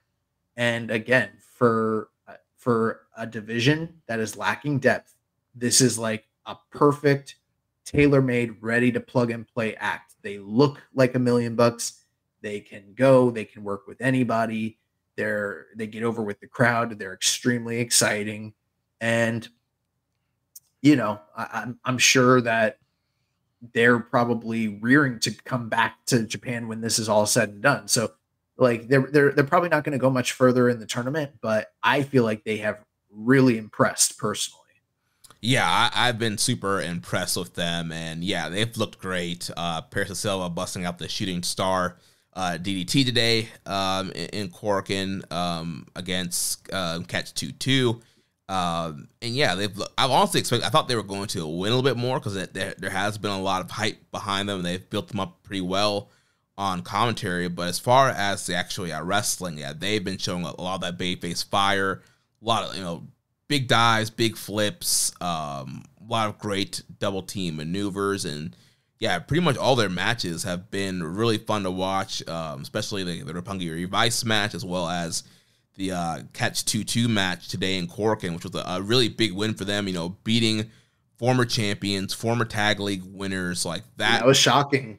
Yeah, I think that opens the door for them to do big things, and that's a very important win over a team like Catch 2-2, who's actually sitting at the same point total. And so, I mean, if they could win their last 2 matches, I mean, that's a 3-2, and that could potentially put them in a tiebreaker situation if, some of the teams on top, Roppongi Revice, Bullet Club, and Jet Setters, if they some of those teams lose, that could put Velocities in a spot to go through if they can win their next two. I know it's chalk when it comes to Gato and the way he books these round robin 2-block tournaments, but there always seems to be one block that's parity based and then another one that has like a points leader, and the B block is the parity based block. Everybody is still alive and virtually capable of mathematically winning the tournament at this point in time. So, Paris de Silva, Jude London, they've done really well. I really hope that this is a team that comes back, but then again, who knows? Like, I don't want to drudge up old pains and wounds, but like, this could be another Aussie Open situation. Like, we've waited for them to get here. They get here. Company drags their feet on signing them, and then suddenly they're showing up, as the opening act of Wembley. You just, yeah, you just never know. Yeah, and we've seen other fun like junior tag teams as well in the past that have come in. It's like, oh yeah, that's a really fun team. Like, bring them back, and then like Chris Austin and or Chris Bay and Ace Austin, the Bull Club team from a couple years ago. Yeah, they were. I was gonna say who. They were a fun team, and they put them in Bull Club, and they never brought them back, and so last but not least, here we got Catch 2-2, TJP and Francesco Akira. Night 2, they defeated the Jet Setters. Night 3, losing to Roppongi Revice, and then night 4, losing to the Velocities. Yeah, this is my team of the tournament. Even if they're at the bottom of the block and they're at 1 and 2, and they might not win the block. It just might not be their time. They've done well in the past, but in terms of like night in, night out performance, these are the guys that I think are doing it the best of all the junior tag teams out there right now. And I really loved that Roppongi Revice match. I think so far that's the match of the B block in the tournament. And they've had great matches each night out with every team, and they've had 3 of the best teams already. And they've already kind of knocked it out of the park with each one of those teams. So they're 3 for 5 at this point.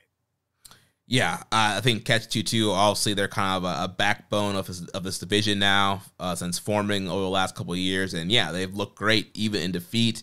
And pretty much, they had a great set of opponents this week. The Jet Setters, that's one of their rivals there.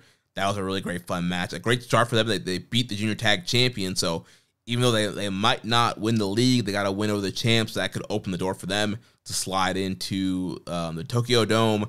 Roppongi Revice, that was an awesome match in Corkin, and very similar to the Ichiban Sweet Boys match with the War Dogs, where like they're just throwing everything out, and like they're doing all the double team, Catch 2-2 double teams, and they're trying for the knee, and they hit each other, and they're trying for the leaning tower, and then catches Akira with a drop kick, and they were just doing move after move and trying to put Roppongi Revice away, and they just would not go away, and then they busted out the Strong Zero to get the win on them, and then the Velocities. That match went 24-37 too. It went pretty deep. Yeah, that was a pretty lengthy match there. Then the Velocities match, it was like one of the openers on today's show, and they just went out there almost 13 minutes, and it's boom, boom, boom, hitting all their high flying, big moves, fast pace, and then Velocities were able to get the upset win here. Yeah. If you are one of those individuals where you're like, I don't got time to watch all this, and yeah, it sounds fun, but like, just give me the good shit. The 2 tournament matches thus far that like are can't miss, you need to see them. Roppongi Revice versus Catch 2-2 from night 3. Like, that is so far the match of the B block. And then on night 3, same show, War Dogs and TMDK, like, that those 2 matches were just fucking awesome. And that show was, I don't know, Jeremy, are we talking about a low-key show of the year? I think so. It might not get a lot of votes because a lot of people are not watching. Throw it on there. Yeah, but I would say yes. For right now, let's throw it on there. It was a really fun show. Especially like we mentioned with the attendance, like a packed Corking Hall, chanting. They were hot. Going crazy. They were hot for everything. Great commentary with Charlton and Walker Stewart. Oh yeah, you know what? That's another thing. Let me throw some flowers his way. Walker Stewart, night one. He had to cover majority of that show on his own, and I'm not sure how often he's had to do that so far. I can't say for sure that it's the first time I've heard him ever do it, but I just noticed that he was tasked with having to do that. And man, where this guy is now from where he was, like, say, a year ago, it's night and day. Not to say, he was always good, but like, it is crazy, like how far advanced he has, the strides he's made in terms of his craft, not just assimilating to the call style of, being able to call New Japan, but doing it on his own and kind of filling the dead space, and then really learning. I mean, bro, like, we can say it now that a year's passed, but there were times, and I'll just say it, like, legit, it's going to sound mean, but there were times, because you got to remember, Walker's a young guy. And in the first, he was so stoked and excited for the gig. And there were times where he was like on Twitter talking about, like, I just learned XYZ. And it would be like some sort of like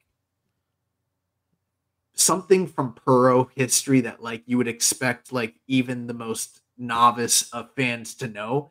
But you have to remember that this guy, like, wasn't even alive when a lot of that stuff was happening. So for him, it was like a learning excursion. He was learning on the job. And for me, even, like, I didn't try to judge it too critically, but sometimes I was like, it's a little cringe. You don't want to tell people you don't know that shit. But now he's like coming up with facts, and I'm sure some of it is research that's being thrown his way by, like, Chris Sampson, people like that. I'm sure Chris Charlton's like an encyclopedia, obviously. But you can tell he's doing the work on his own. Like, I don't know what he's doing in his free time, his spare time, to, like, gather that stuff, but, like, he's reeling it off like it's off the top of his head.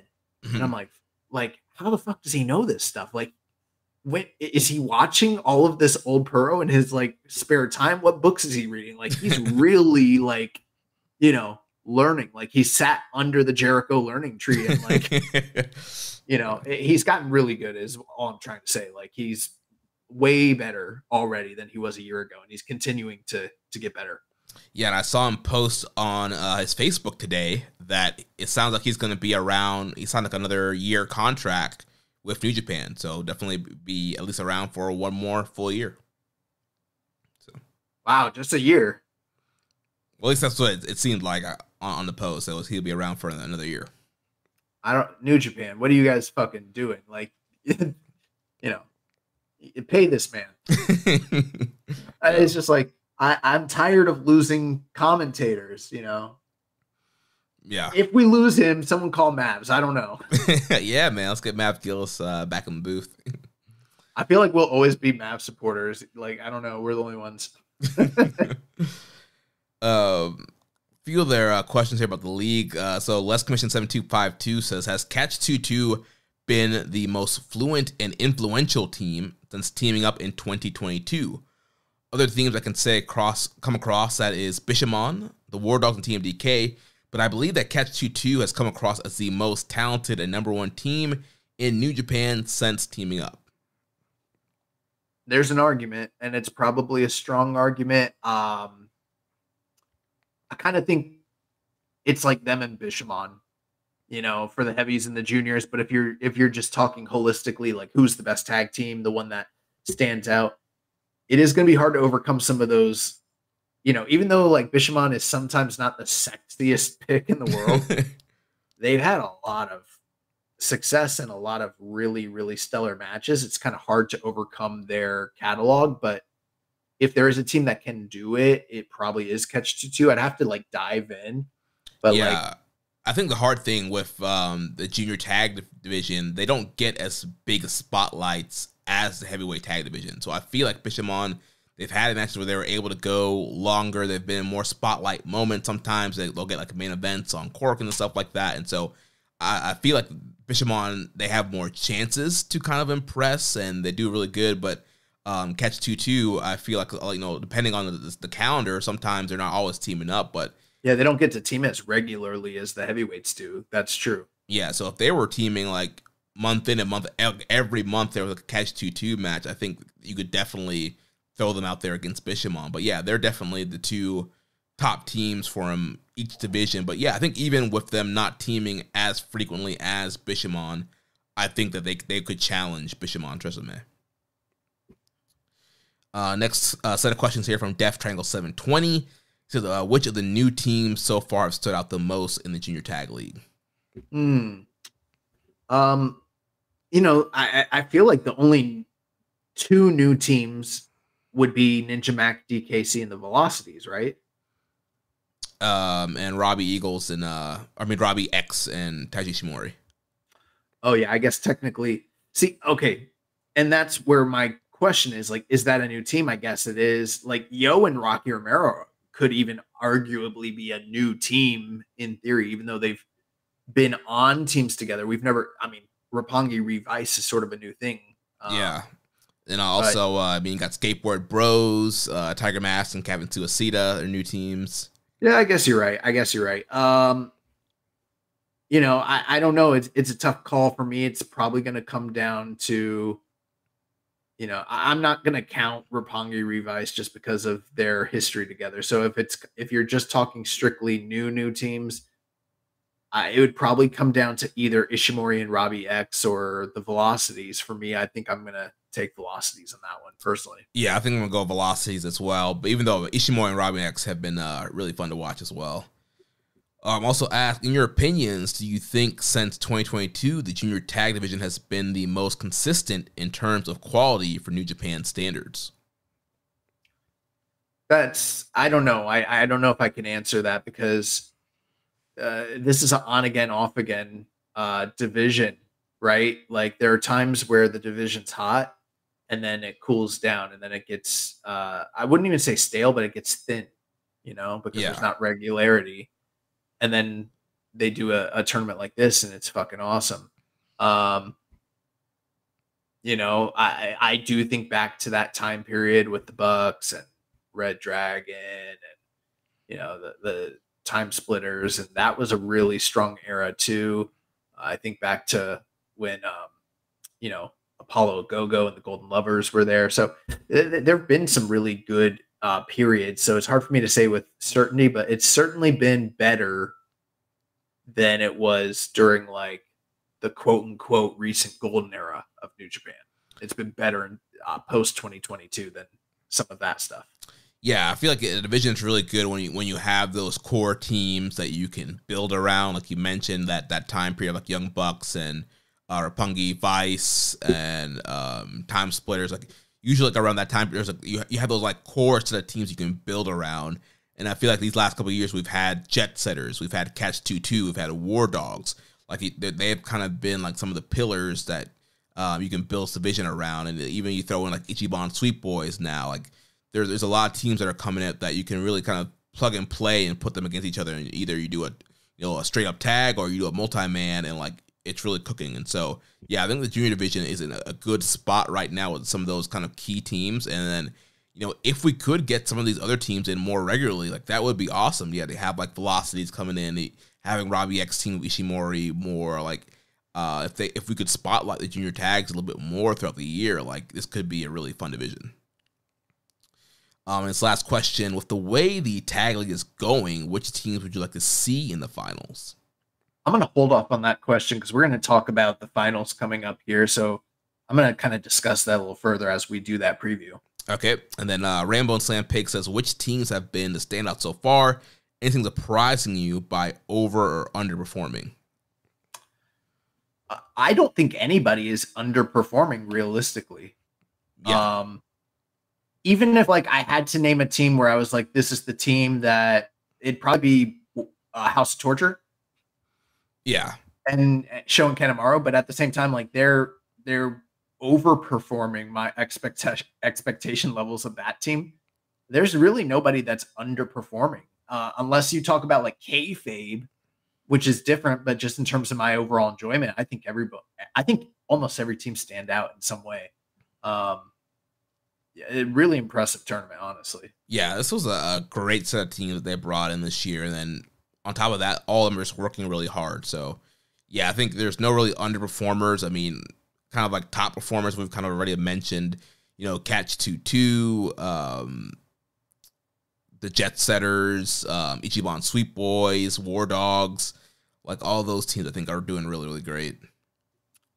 Well, on these nights, we had some undercard action. We'll go through those results real quickly. So on night 1, Daiki Nagai and Masatori Yasuda, they wrestled to another 10-minute time limit draw. I thought that was really awesome. Like one of the better young lion matches in a while, actually. Yeah, and this Daiki Nagai, he's starting to pick up a lot of popularity online with his post-match promos. He just goes back and talks a bunch of crap. I think in the a few nights he had like a bloody mouth and he was talking crap, and Dave Finley's kind of noticed him, and so yeah, he's getting a lot of buzz right now, and yeah, he's just super intense, and yeah, this match with Yasuda was really good. Velocities picked up a win over Katsuya Murashima and Yo. Bullet Club's Gato, Robbie X, and Taiji Shimori defeated Ninja Mac, Shamakato, and the DKC. The Intergalactic Jet Setters teamed with Tomoaki Hanma, and they defeated the United Empire's Akira, Jacob Austin Young, and TJP. And then Jado, Wato, and Umino defeated Just Five Guys, Doki, Sonata, and Taka Michinoku. On night 2, there was tag team action as Young Lions, Daiki Nagai, and Katsuya Mishima. They defeated the team of Masatori Yasuda and Shomakato 8 minutes and 5 seconds. So that's a pretty big deal. A lot of these guys are wrestling to draw. So Tigre Suicida, along with Toriano, they defeated the House of Torture, Sho, Kanemaru, and Yujiro. The LIJ team of Bushi, Hiromu, and Naito defeated the Skateboard Bros along with Hanma. TMDK's Fujita, Eagles, and Oiwa defeated the Bull Club War Dogs along with Gato. And then Just Five Guys, Doki, Sonata, and Taka defeated Jado, Wato, and Umino. Night 3, there was only one preview tag match. That was Jado, Wato, and Umino, and they defeated the Just Five Guys team of Doki, Sonata, and Taka Michinoku. And then on night 4, the LIJ team of Shingo and Yota Tsuji defeated Oiwa and Zack Sabre Jr. in what was really a standout match, and probably on the same level as those other two recommended tournament matches that we talked about earlier. Yeah, I would say that if people are trying to cherry pick, like, you definitely want to watch this Tsuji Shingo versus Oiwa and Zack Sabre Jr. I'll see a big preview match for the upcoming title match next Monday with Sabre defending against Shingo, and I'll see there's kind of this generational heat between Yota Tsuji and Roy Oiwa, but this was just a really, really great matchup. I mean, Tsuji and Shingo just gelled together so well as a team. Hopefully that's the direction for World Tag League this year, because they looked really great. And then the stuff between Tsuji and Oiwa was a lot of fun. And coming down to the end there, Tsuji ended up hitting the Gene Blast on Oiwa to get the win for the LIJ team. Yeah, they did the portion down the stretch where Oiwa was firing up and getting all the hope spots against Tsuji, which that's a Young Lion staple. We've seen that done to death almost every time. You know what's coming when you see a tag match. There's a fiery babyface Young Lion in there, and he's getting all these big moves off, but not able to capitalize, and eventually he's going to lose. That's essentially what they did here, but they did a much higher level of it where it kept going and going, and because these guys are graduated and the crowd was so hyped, it just continued, and it was the same formula but done to a much higher level with more sophistication. And at one point, Oiwa came off the top rope and had a visual victory over Tsuji. Like, Tsuji wasn't kicking out, and Shingo had to come in and make the save, which was like kind of shocking. But an awesome match. It reminds me, in the past, there were times where we used to have preview tags like this leading into a big pay-per-view show, and they would like rule. And we kind of gotten away from that a little bit. And this was like a throwback to, I don't know, like say Golden Lovers versus Okada and Ishii, that sort of thing. Mm-hmm. Like this just fucking rocked. Yeah, this is awesome. We had a question here from Kenta voting for Ron DeSantis in the Discord. Says, what do you think about Fuck Ron DeSantis? What do you think about Katsuya Murashima thus far? He was looking nice and thick on this tour. Yeah, thick boy. Yeah, he's following the adage of, Chanko, black boots, Hindu squats. And yeah, he's looking pretty thick out there. Looked really good in these young lion tag matches. And I think he's gotten a lot better because I feel like him and Chomakato were on quite the level on some of the other young lions coming out the dojo. But I feel like both of them have really improved, especially Murashima. Yeah, he's getting thick and kind of doing a lot of strikes. So yeah, he's looking good. Yeah, I kind of felt bad last week. I woke up after we recorded and I was like, man, I went kind of hard on Michael Oku last week. But then I got in the Discord and people were like, I feel exactly the same way. And I was like, hell yeah. But then I talked to Rich and I was like, you think I went too hard? We're just like, yeah. Oh, man. One thing I left out of that last week, I people picked up on that. I said, black boots, black tights, Chanko, Hindu squats. That's the recipe. Shaved head. Got to add that to it, Mm-hmm. So with that being the case, we have several nights of wrestling action coming up over the next week. We're going to do the preview right now. So kind of going through this very quickly. And, we've got Road to Power Struggle Night 5 on October 30th. Night 6 is on the 31st. Night 7 is November 1st. And then Night 8 is November 2nd. So we got 4 nights back to back to back. And then Power Struggle is next Monday on the 4th. So I'm going to kind of ignore most of this undercard. I'm looking at it. It doesn't look like there's too much there of note that really needs to be discussed. But just know that there's a lot of preview stuff going on. The big matches that are coming up this week. Night 5. We have A block tag team action as Capitan Suicida take on TMDK. Semi-main event, Dragon Dia and Taguchi take on the Bull Club War Dogs. And then your main event is LIJ versus House of Torture. And what I'm going to do here, Jeremy, let's skip over to night 7. Okay. And we've got House of Torture against TMDK. We've got War Dogs versus LIJ. And the Skateboard Bros versus Suicida Tigre. So with that being the case, let's kind of take a look at A block. And, without even having looked at the schedule, I think I kind of called out a little bit what might be happening here. You got LIJ versus Bullet Club War Dogs on the final night. I'm thinking, just for the sake of excitement and keeping things alive going down the stretch, on 10:30, we are going to see the Bullet Club War Dogs lose to the Skateboard Bros. Yeah, I think that's the perfect team for them to lose to because, you're expecting them to win. They're not going to take them seriously. And then they're going to pull a banana peel and get the win over those guys.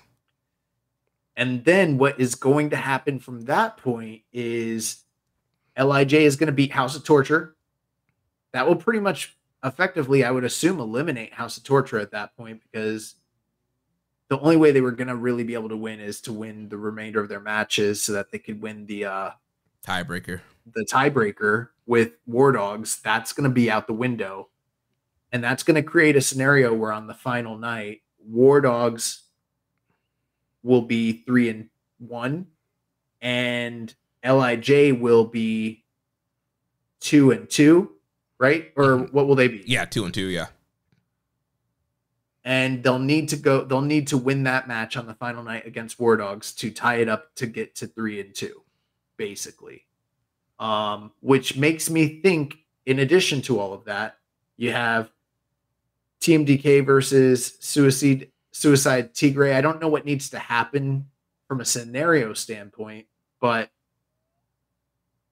I'm thinking that the ultimately the match that's probably going to main event on the final night, the one that's going to matter the most and decide the whole thing is going to be LIJ versus War Dogs.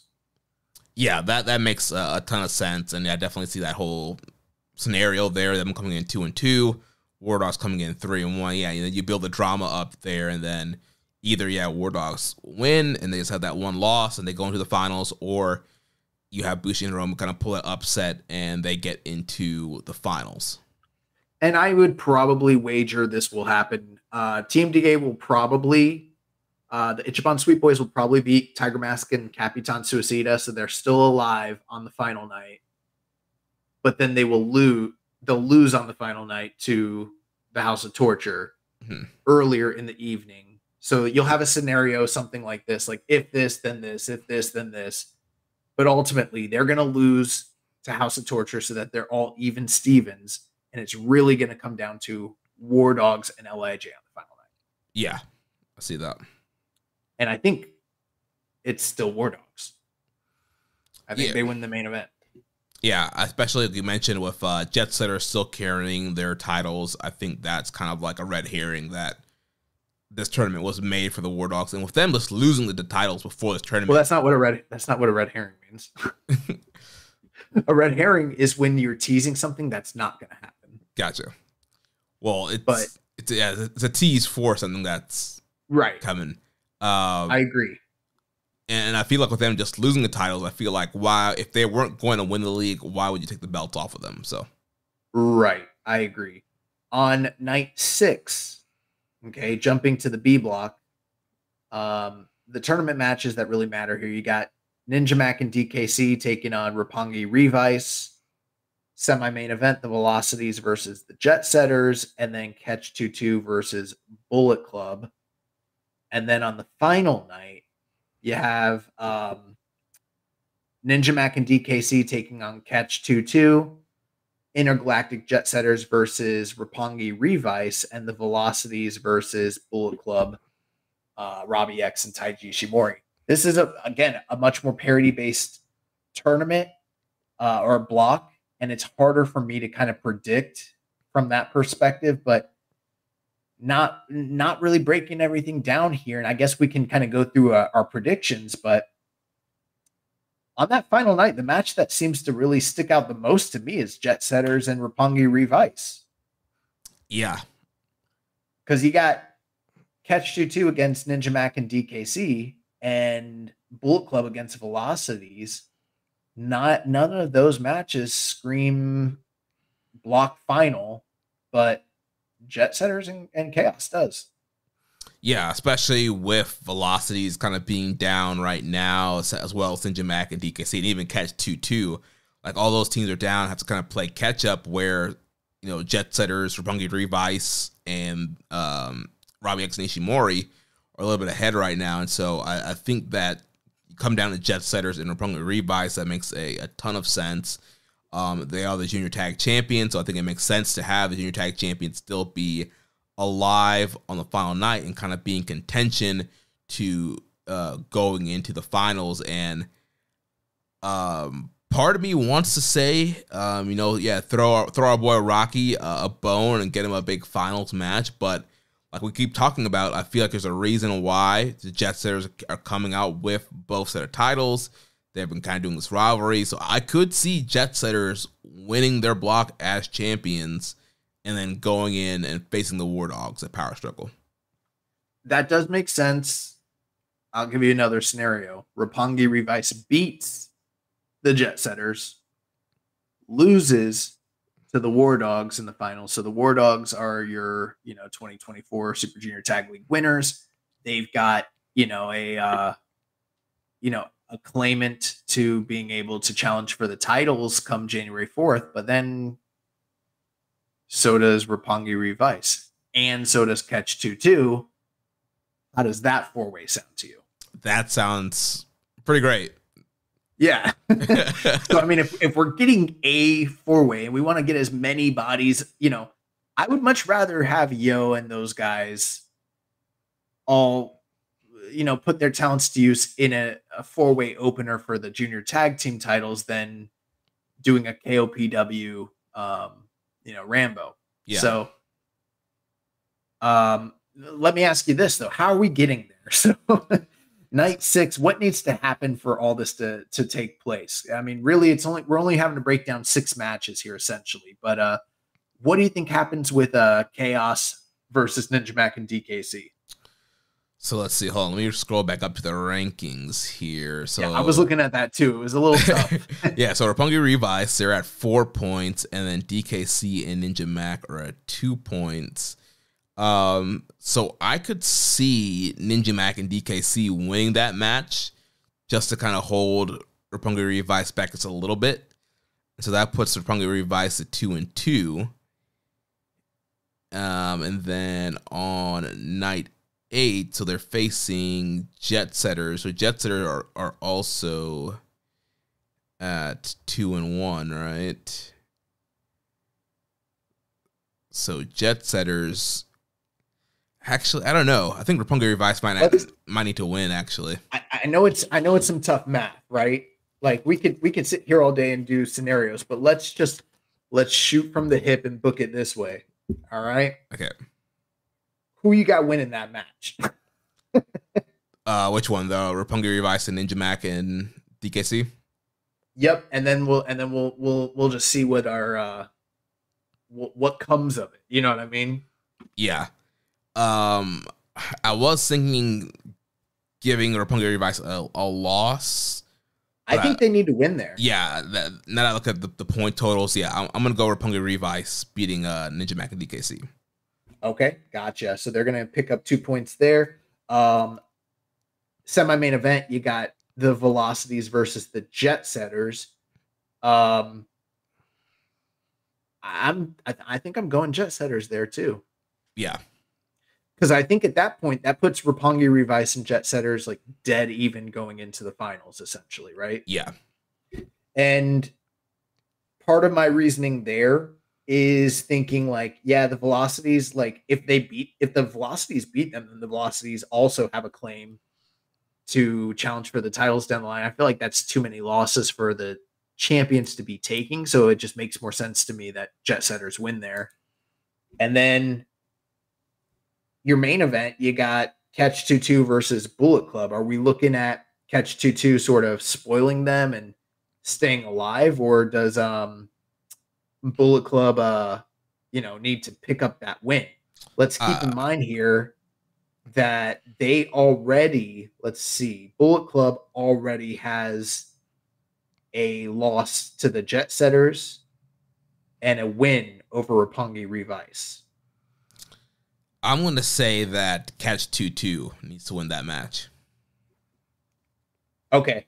So then at that point, that pretty much drops them and really creates a scenario where on the final night, it's just Revice and Jet Setters. That's the only match that matters on the final night for night 8 or night 7. Yeah. At least that's the way I'm seeing it. Yeah. So then on the final night, then anything could really happen there. Ninja Mac and DKC, I would say they could beat Catch 22, but if you're trying to book this 4-way, maybe Catch 22 needs to pick up the win there, which, I think that's fine. And then Velocities, hypothetically, let's say they do keep Bullet Club alive. Let's say they do beat Catch 22 and they're the other team that's in play on the final night. I could see Velocities beating Bullet Club, and that's their big, you play spoiler, you get a win over one of the main teams in the tournament, and then that kind of creates the scenario where Roppongi Revice and Jet Setters becomes the de facto match of the night. So I think that's what we're coming down to. So the real question is, are we getting a title match combined with the tournament finals at Power Struggle, or do we think Roppongi Revice is getting through and they're the ones that face the War Dogs? And, for me, I think it's Roppongi Revice, given how much Rocky has done, his success in kayfabe combined with Yo's in the junior division, and also all of the recent success Yo's had in this tournament, like the likes of Leo Rush. I think they're winning. I mean, that would be a bold move there. But not surprising with how much Yo has won this tournament with Roppongi 3K. How much time Rocky's won this tournament with Roppongi Vice and all his other multiple tag team partners. So I mean, it makes a ton of sense. And Yo coming back from injury, if you kind of want to give him a kind of a spotlight without throwing him in the singles title picture, that makes a ton of sense. And with them kind of being a little bit smaller, like you can definitely do that big team, little team dynamic with the War Dogs and them kind of having to overcome these juggernauts. So I would be totally fine with Roppongi Revice getting in there and going to the finals and even beating the War Dogs, who then go on to face Jet Setters. But again, you could still do some kind of multi-man situation. Or, like we've been saying, New Japan has been doing a lot of off-the-book stuff this year. So I don't think we've ever seen in recent times a tournament final that also turns into a title match. So that is definitely an option they can do as well. So we think War Dogs beat the Intergalactic Jet Setters at Power Struggle, regain their titles.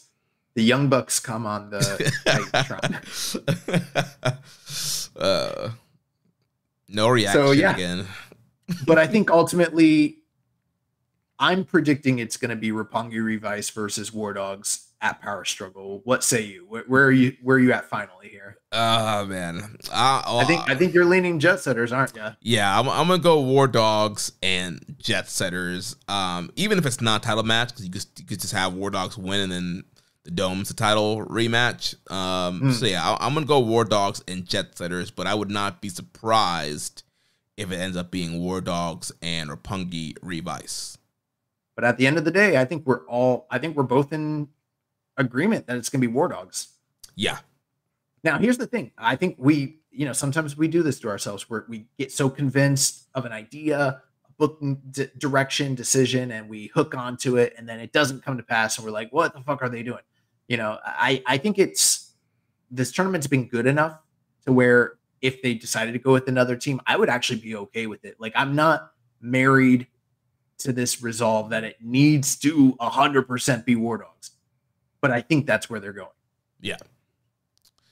Great. So let's talk about Power Struggle coming up this coming Monday. So 1 week from today, we're gonna have to watch all of this shit and Power Struggle and come on around 7:30 next week and review it in time.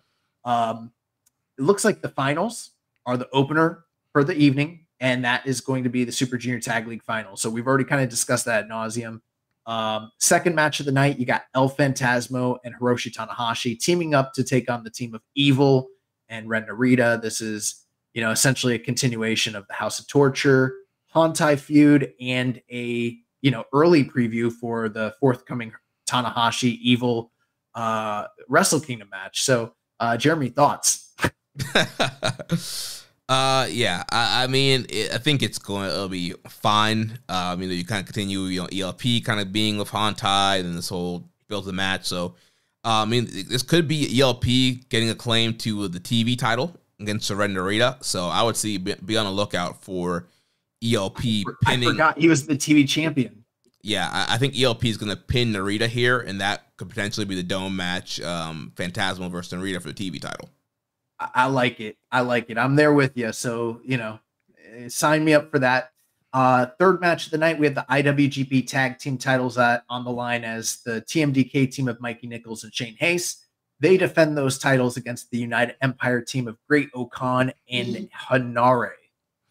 Yeah, so, we've been saying, putting Okan and Hanare in the tag division for a little bit while they kind of rebuild would be a good spot for them. And they've listened, and now they're challenging TMDK here. And I don't know, we're kind of in a similar spot like we were with War Dogs and Jet Setters, where, this is a big tag title match right before the World Tag League.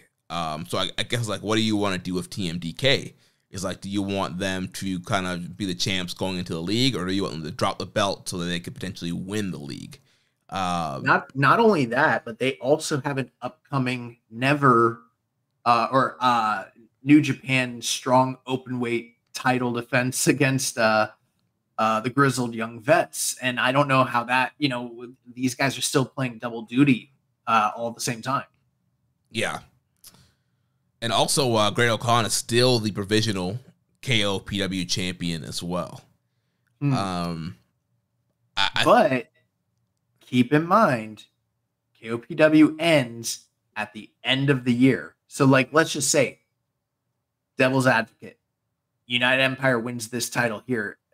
The remainder of his duties and everything when it comes to KOPW, I mean, he's only got probably 2 matches remaining. He's got the one at the historic crossover intergender match, and then whatever the fuck they decide that he should be, if he retains, that he should be doing on the road to Tokyo Dome in those Cork and Hall shows. And that's it.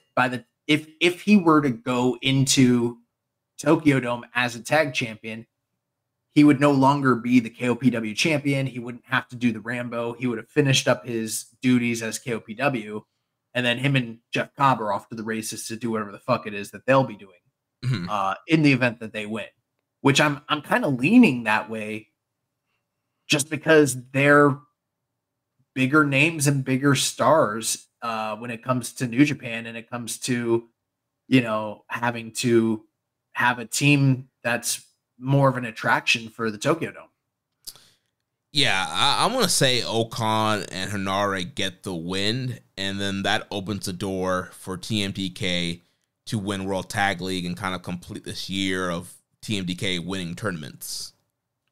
Yeah, I'm not a big fan of teams that were the champions dropping their title just before a tournament, so that it kind of, it telegraphs the idea that they're in line to win that tournament. At the same time, as long as we get a team that wins, it's not Bishamon for a 4th year in a row, then I guess it's okay.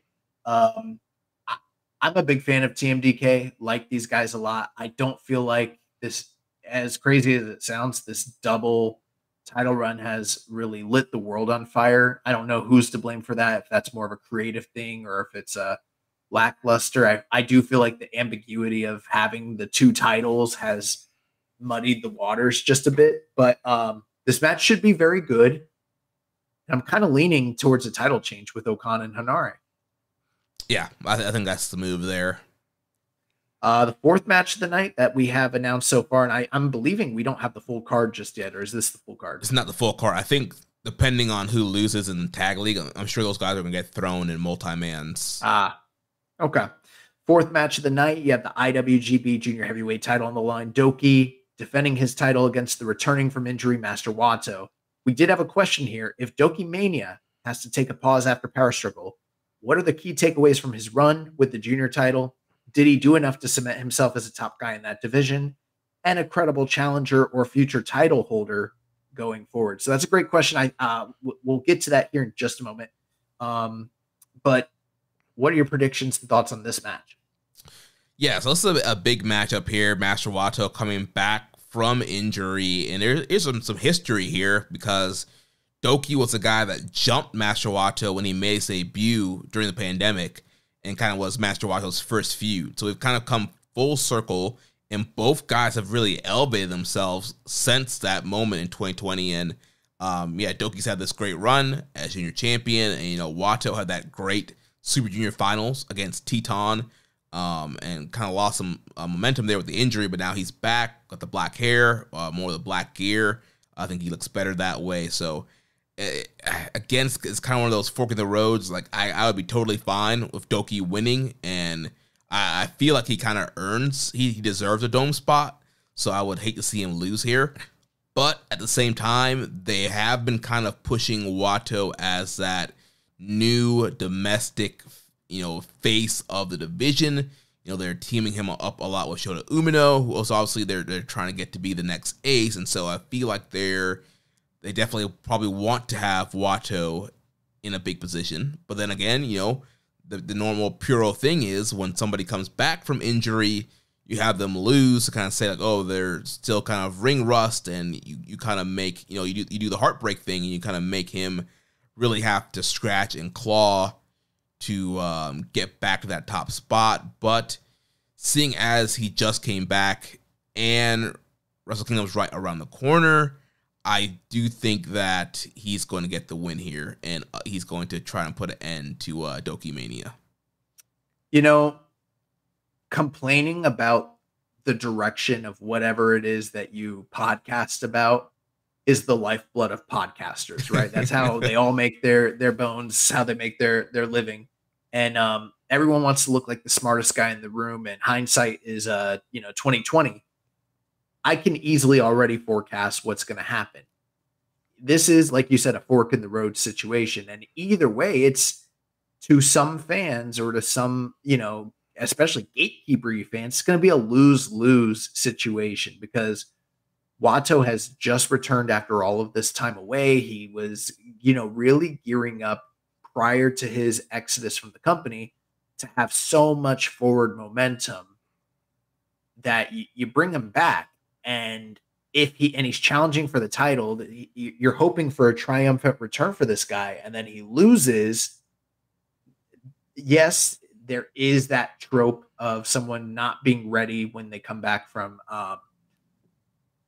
injury, and then they have to rebuild. The problem with that is Watto has had to do that so many times. He would maybe permanently gain that stigma of all the potential in the world, but not able to put it all together, not able to overcome, almost like a baby Sonata at that point. But then you got Doki, and Doki's had this really, really great title reign so far that has just superseded everybody's expectations. And a lot of people, I think, are hoping and expecting to see him kind of carry on that forward momentum into the Dome. But if that happens, it's at the expense of Watto. And if Doki loses, people are going to complain and say, you just squandered all of that momentum that was, built up over the last 6 months with Doki for Watto. And so either way, people are going to complain about who loses here, which to some extent, this is a high stakes match, maybe more so than some of the other junior heavyweight title matches we've seen this year. I'll say this. The best match that I can personally possibly imagine that's realistic for the Dome is going to be like Desperado fighting one of these guys. I don't think we're going to a multi-man situation. I think Despi's going to be geared up to either wrestle Watto or Doki for the title. And you really have to be asking yourself who you want that person to be. I think the fan in me wants it to be Doki, but I wouldn't be surprised if it's Watto. Yeah. And that might be the better decision to forward the division. And again, there's stories there of both guys. Also, we know the history between Doki and Despi in Suzuki-gun. And then this year, Doki pulling that crazy upset and beating Desperado for the championship. And so also Desperado could come back and, challenge Doki and try to get the win back there. So there's a ton of personal story there. And then there's story there of Desperado and Watto. Last year, they formed El Desperado in the Junior Tag League, and Watto was kind of fighting for Despi's approval / love, and finally kind of got it towards the end of the league there. And so there's this whole story between them two and fighting for each other's respect. And so yeah, either way you go, again, it's that fork in the road. Like it makes a ton of sense for Desperado to face either guy. It makes a ton of sense for either guy to walk to the Dome. But yeah, I think that I'm going to go Watto winning, Despi challenging, which is kind of heartbreaking because I want Doki to get that Dome spot, but I think to kind of progress the young guy, you need a Watto to get the win here, and then you always could pull, the big upset loss. He loses to Despi in the Dome, and then he has to fight back from there. So yeah. To answer the question earlier, I think the answer is yes to everything that you said there, and that's why I'm kind of comfortable with Doki taking the loss here. On the one hand, yeah, I would be disappointed in not seeing him have a highlight match at the Tokyo Dome after this fantastic year that he's had. But again, I'm going to reiterate what I've said in previous episodes. We never even thought he was going to get to this point in the first place. So anything else that he's getting right now, it's extra. It's just gravy on top of something we never expected to receive in the first place. So that's the nice part. I think that if you're going to go with Watto, now's the time. I understand the tradition of, guy comes back, eats a loss on the return, but like Watto's kind of just he's had so many start stops. Like, this is the time. Like, you kind of need to do it. So if you're gonna do it, now's the time. Yeah. And I feel like Doki has cemented himself enough to where he'll be okay. This was not a gold watch Bushi title run. This was like a bona fide like career making title run for the guy. Yeah, it was an incredible run. I mean, he beat the top guys in the division. He beat Hiromu. He beat Desperado. He beat Taiji Ishimori. He was able to, fend off other guys like Kanemaru and Sho. Like, yeah, this was a pretty respectable title run here. And I think this definitely kind of cements him as a top guy in the division. I think you can easily kind of plug and play with him as a challenger going forward. I think, when it comes to Super Juniors, the whole thing has been, every year he does better. Well, now I think it's not even a thing of like, will he do better? I expect Doki. Is he going to win it? Right. Is he going to win it? Or, I expect him to be that 10, 12-point guy. I'm not going to think, oh, yeah, well, it's Doki. He's going to, get 6 points. He's going to get maybe 8 points. Like, I expect him to be a guy that's alive on the final night. If they do the semifinal format, I expect him to be a guy that gets into the semifinals and can be a guy that can make it all the way to the finals. So, I think this was a great run for him. And, whether or not Despy losing was kind of a quote-unquote an audible kind of due to the injury, that wasn't the original plan, like whatever that was, it worked out perfectly for Doki. And I think this title run was a great call for him. And we're going to see if Wato's ready to go. And if he is, there's no better opponent for him to start that jump off point than with Doki, So yeah, we'll find. It's going to answer a lot of questions. Yeah, I think also the kind of the lucha background that both guys have, I think could play perfectly well, especially when you look back to Wato versus Teton. Like, that was an incredible final because they were kind of doing the stuff that the CMLL kind of Mexico Lucha Libre style, and so if they kind of lean into that here, this could be a really great match. Yeah, but neither of those guys are real luchadors like Doki. Mm-hmm. Like. I mean, Wato, he did an excursion, to Mexico. That's hipster lucha, Yeah. And as far as Teton, I mean, he wrestles in Arena Mexico. I mean, that's not exactly the dirt floors of Tijuana, you know what I'm saying? Yeah. The fifth match of the night, we got the IWGP Global Heavyweight title on the line as David Finlay defends against title challenger Taichi, and everything in me wants Taichi to win the title here. I'm not convinced it's going to happen, but man, that would be such a feel-good moment. But I think Finlay's going to retain. But I cannot believe I'm going to say this, but in 2024, David Finlay versus Taichi is one of my most anticipated matches of Power Struggle. Yeah. This is going to be, I think, a great, hard-hitting matchup. I totally expect David Finlay to get the win here. I think it kind of just fits the story that's been playing out with him the last few months, of where he kind of beats the fan favorites. He beats our heroes. He beats the guys that we want to see really get the win. We want to see Yoshihashi get the win. We want to see Goto get the win. And so now we're here with Taichi. And so I think this is setting up Finlay to go to the Dome as the champion. And then finally, whoever that next hero will be the one to finally kind of slay him and get that global title. Yeah. Wait, what was that? I'm sorry, I spaced out. What was your prediction at the end?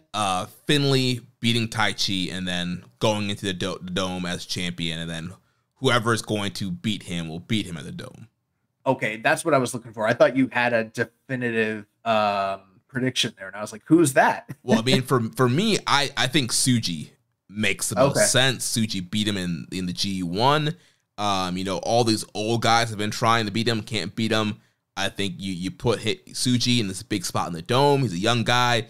Gene Blast, 1, 2, 3. Tsuji kicks off the year as global champion. I'll probably use one of Uemora's moves to beat him or some shit like that. Yeah, do the deadbolt. You know what he should do? He should hit all the moves of these guys. He should do the GTR. He should do the Kumagoroshi. He should do the stretch plum, do all these guys' moves, and then too much, and then finally hit the Gene Blast on them. That sounds cool though. Yeah. Semi-main event, you got Sonata versus Shota Umino in a special singles match. Highly speculated to be a de facto #1 contender match for the title, potentially leading to maybe a title match at the Tokyo Dome. Hard to tell, but you know that we're getting to that time of the year and the schedule's pretty tight. I'm just gonna throw this out there. I'm not gonna say what they are because you know it's not my place to say, but there's been rumors, speculations about the future of Sonata. I think it's interesting that his singles match is on right after a match with Taichi against David Finlay, where, you know, a lot of people didn't expect Taichi to be put in a position like that. I'm just wondering, hypothetically speaking, we know Power Struggle is usually angle heavy show. Is there any possibility that there's a connection between these two matches? Like everyone's attention is on Shota Umino. No one thinks Sonata can win because of the fact that he just lost to Zack Sabre Jr. You know, are we kind of just going through the motions here, thinking like, all right, Umino's going to beat Sonata and then he's going to get a title shot. And that's just what it is. Or are we on like high alert for an angle that could potentially be playing out here? Like, because I'm kind of getting that feeling. Yeah, I think you definitely have to put on your angle alert glasses when you watch Power Struggle every year, because there's always, you know, video packages for challengers. You have, you know, run-ins. You know, you had, you know, Jericho, all his kind of run-ins in the past. Like, there's always something crazy that kind of happens at Power Struggle. That's usually, you know, that kind of one last really big stop before the Dome. So yeah, I think all night we're going to see like video packages. We're going to see some kind of angles and stuff like that. And so, yeah, based off of the rumors we've been hearing about Sonata and what is to come for him, I mean, that could happen, because I think everybody's kind of, yeah, like you mentioned, it's very predictable. Everybody's like, oh, well, duh, Umino is winning. You're not going to have, because people, it's not been official number one contender, but everybody's assuming it's the number one contender match. So people are like, well, yeah, Sonata just lost his act, so he's not going to win this match. It has to be Umino. But, right. And let's just say, right, let's say Zach retains and Sonata wins. I don't think we're getting an immediate rematch. And then that at that point, that kind of nullifies the idea that this is a number one contender match. And instead, the match becomes reimagined. It leads to some other storyline angle. We already talked ad nauseum during this episode about how one of the big stories of the year has been House of Torture and Hantai. And I'm just wondering, like, you know, if some way, somehow, the ghosts of Shota Umino's past come back to haunt him here, because I'm still finding it very hard to believe that we're on the precipice of a Shota Umino title challenge. Maybe we are, and maybe they're going to stick to their guns, and that's just what's happening. But I'm looking for the outside angle here, as opposed to just sleepwalking into it and then getting, you know, caught with that left hook. Yeah, I think it's a big mistake to put Shota Umino in a title match, even if it doesn't end up being the main event, and like if the main event ends up being Hiromu and Naito or whatever. Like, I still think it's a mistake. I don't think he's ready for that spot yet. And I know it's kind of like that damn if you do, damn if you don't. We say, you know, push young guys, but then we're like, well, don't push them like that. And I don't know. I just feel like if they want this guy to be Dome ready, like, he would have had a way better G1 points-wise. Like, he would have been pushed more in the G1. I feel like, yeah, also he got big wins. He beat Shingo and Zack in the G1. But it's like he wasn't top of the block. He wasn't going into the semifinals. Like, this whole year, like he's it'd be so fucking weird for him to have had that G1, not just from a in-ring perspective, but kayfabe wise. Yeah, you got to win over the champion. Who cares? I can't remember the last time someone challenged for the title in the Dome. Well, I guess never, because the winner always win the G1. Right. So can you imagine the guy that's challenging was like, you know, fourth in his block or whatever the fuck it was? I don't even know. That'd be so weird. Yeah, that'd be very weird. So I feel like from a kayfabe perspective, they did not set Umino up well for this spot. So if he is going to be the challenger, like he should have had a better G1. He should have been winning more matches this year. I mean, he's been struggling to beat these House of Torture guys. They should have set him up better if he's going to end up going to the Dome. Yeah, if something interesting doesn't happen here, I am going to be disappointed, because nothing about Sonata versus Umino screams, you know, great work, great match, something that I'm emotionally invested into. And if it just turns out to be your standard fare Sonata Umino match, and then Shota just, he pins him with the Death Rider after 15, 20 minutes, I'm going to be like, what the fuck are we doing? Yeah. And then your main event here, we got Zack Sabre Jr. versus Shingo Takagi for the IWGP World Heavyweight title. This is Zack's first title defense of this belt in Japan against the former champion Shingo. These guys are 1-1 this year, having both wrestled against one another and picking up victories in the G1. Zack defeated Shingo in the G1 playoffs to, advance and eventually win that tournament. And they've already had 2 stellar matches this year. If this one's like really blow away, good chance that they have a strong argument for feud of the year, even though people might not be thinking of it. Yeah, and interesting, 2 years ago, the shoe was on the other foot. Shingo Takagi was defending the world title against Zack at Power Struggle in 2021. And so, yeah, their rivalry goes back several years now, and now we're seeing Shingo coming in as a challenger and the never open weight champion. So, obviously, I'm expecting a really great match here, and I'm expecting Zack Sabre to retain. I think that makes the most sense, and you kind of keep Shingo in the never title, and then you can kind of do whatever LIJ thing you're going to do, whether that's Hiromu trying to beat Shingo real quick to challenge to defend against Naito, or you do Naito versus Shingo, or I don't know exactly what they're doing there, but I feel like Shingo's going to be more in that Naito LIJ world, and then you push Zack moving forward to whoever's going to challenge him. Yeah, I agree. I don't have much more to add to that. I think you put that beautifully. I think the match is going to be fantastic. Shingo will continue on as never champion, and Zack will finally have a great title defense after the the Sonata fiasco. And looks like we got some questions here. Yeah, so Les Commission 7252 says, everyone is saying Shota might face Zack at Wrestle Kingdom, and Josh believes that Okada will challenge Zack, but I can't see that as he's been booked terribly since appearing in AEW. Let's say Shota fails, as he always fails around this time against Sonata at Power Struggle. How about Tsuji as a choice, since he and Zack competed in the G1 finals? After that tag match at the recent show in Corkin, I believe they will book Tsuji versus Oiwa at Power Struggle. If not, then at Wrestle Kingdom. If Tsuji ends up free, though, how about Zack versus Tsuji? If there was anybody that is quote-unquote, I guess, ready for the spot of the young guys, he's the most ready. But then again, they've definitely done a much stronger job preparing Tsuji for that spot. But again, it's so hot and cold with, the same way that you mentioned earlier in the episode, Jeremy, like people talk about the momentum of New Japan. It's like they'll have a string of great events or a great show, and then they're on the downslide after that, and they're not capitalizing on it. That's what Tsuji's year's been like. There have been times where we're like, oh shit, he's on the way up. And then it's like, what's going on here? And it's up and down. I could come around to that match. I'm not there yet. I really liked a lot the G1 final. I didn't love the G1 final. But if you wanted to do something experimental, and you needed to push a young guy and you put him in a spot, he's the guy that you should be putting in that spot. But I don't think we're getting that, honestly.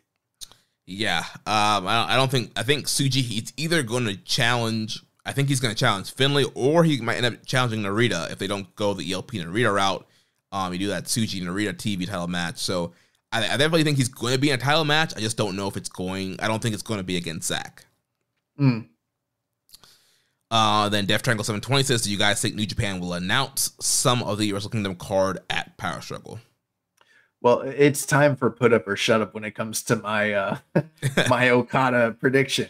I think the only way that my prediction works out, and maybe some of the stuff I've said about Sonata here is self-serving, but Sonata beats Umino. People don't expect it, shenanigans, some sort of turn or of some sort. Controversy, screw job, Shota Umino does WCW in the air with his finger. He spits on Gato. He wrecks the announce table. No, but Sonata beats Umino. They go off onto their own story, whatever the fuck that is. Zack beats Shingo. There's no Sonata. There's no Umino walking out. The fucking Videotron comes on and you hear dum dum and like I can't do it, but like you hear the coin drop, the music starts, and everyone's like, "Oh my god!" And it's fucking Okada on the screen, and I'm hoping to God that this happens because otherwise I'm gonna have been wrong for like quite a while now. But I don't know what the direction. If the direction is Zach versus Umino, that sucks. Yeah, but I'm here's kind of relying on it to be what I said it was. Yeah, I'm still leaning towards Umino challenging Zach at Strong Style Evolved.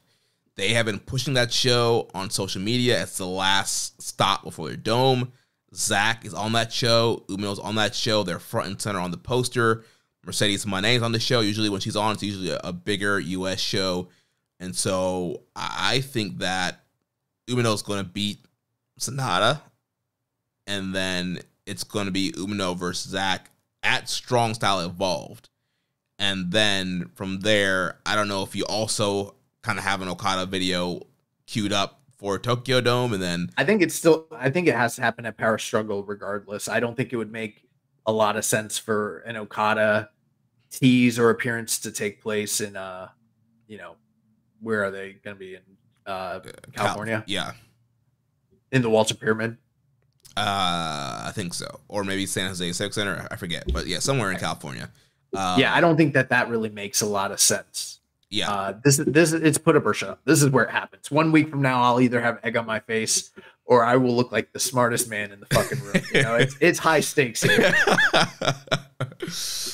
I've been wrong before. I'll own it. I don't care. But if I'm right, I like to aim for in a way to where like I bet large on something that is a long shot, because if I was wrong, hey, I'll turn around and be like, I was shooting in the dark. I was shooting my shot. You got to aim for the stars. Sometimes you miss. No big deal. But if I land, oh boy. Oh boy. But we'll see. We'll see. And you know what? Maybe Zach's not the type of champion that headlines the dome. And if he doesn't headline the dome and it ends up being Naito and Hiromu, that does open up a world of possibilities, because it completely gets rid of my theory about him needing a dome headliner to co-main event with, because at that point it could be literally anybody, because he's not really the headliner at that point.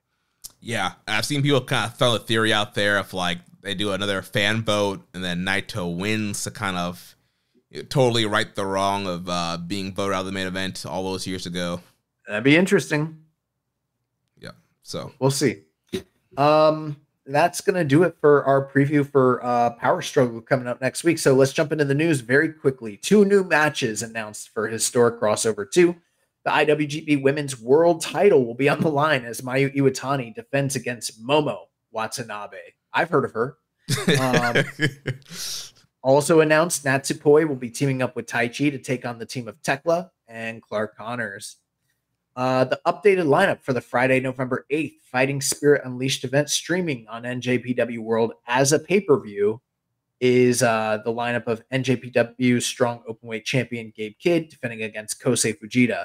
TMDK, Shane Hayes and Mikey Nichols defending the Strong Openweight Tag Team titles against the Grizzled Young Vets, James Drake and Zach Gibson.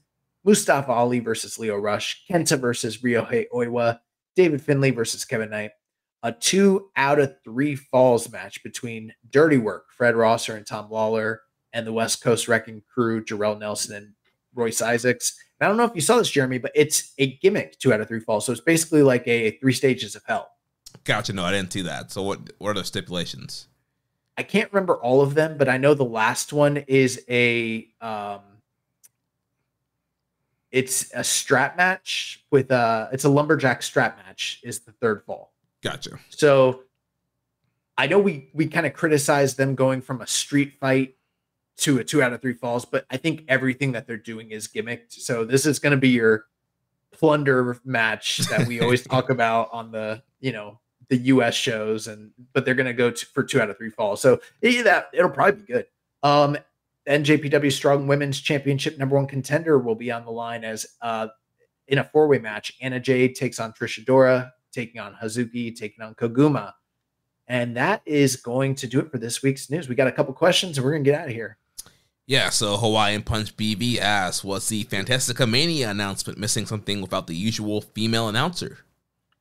Oh, I guess I was so excited that they made the announcement. I didn't even think about the fact that she wasn't on there screaming. But we got plenty of time for them to run ads with her screaming down the line. So hopefully this is not it. I was too busy just dancing to the music, and I was doing the Ultimo Guerrero. Yeah. I was hyped when the music was playing, and I seen all the people that are coming in. Xandacon Jr. is coming back. So yeah, I was pretty pumped for just some of the names that were showing up in the lineup. Yeah, absolutely. Then he also asks thoughts on, is this Ilya Taporia's performance against Max Holloway? What other fighter can boast strong back-to-back KO wins?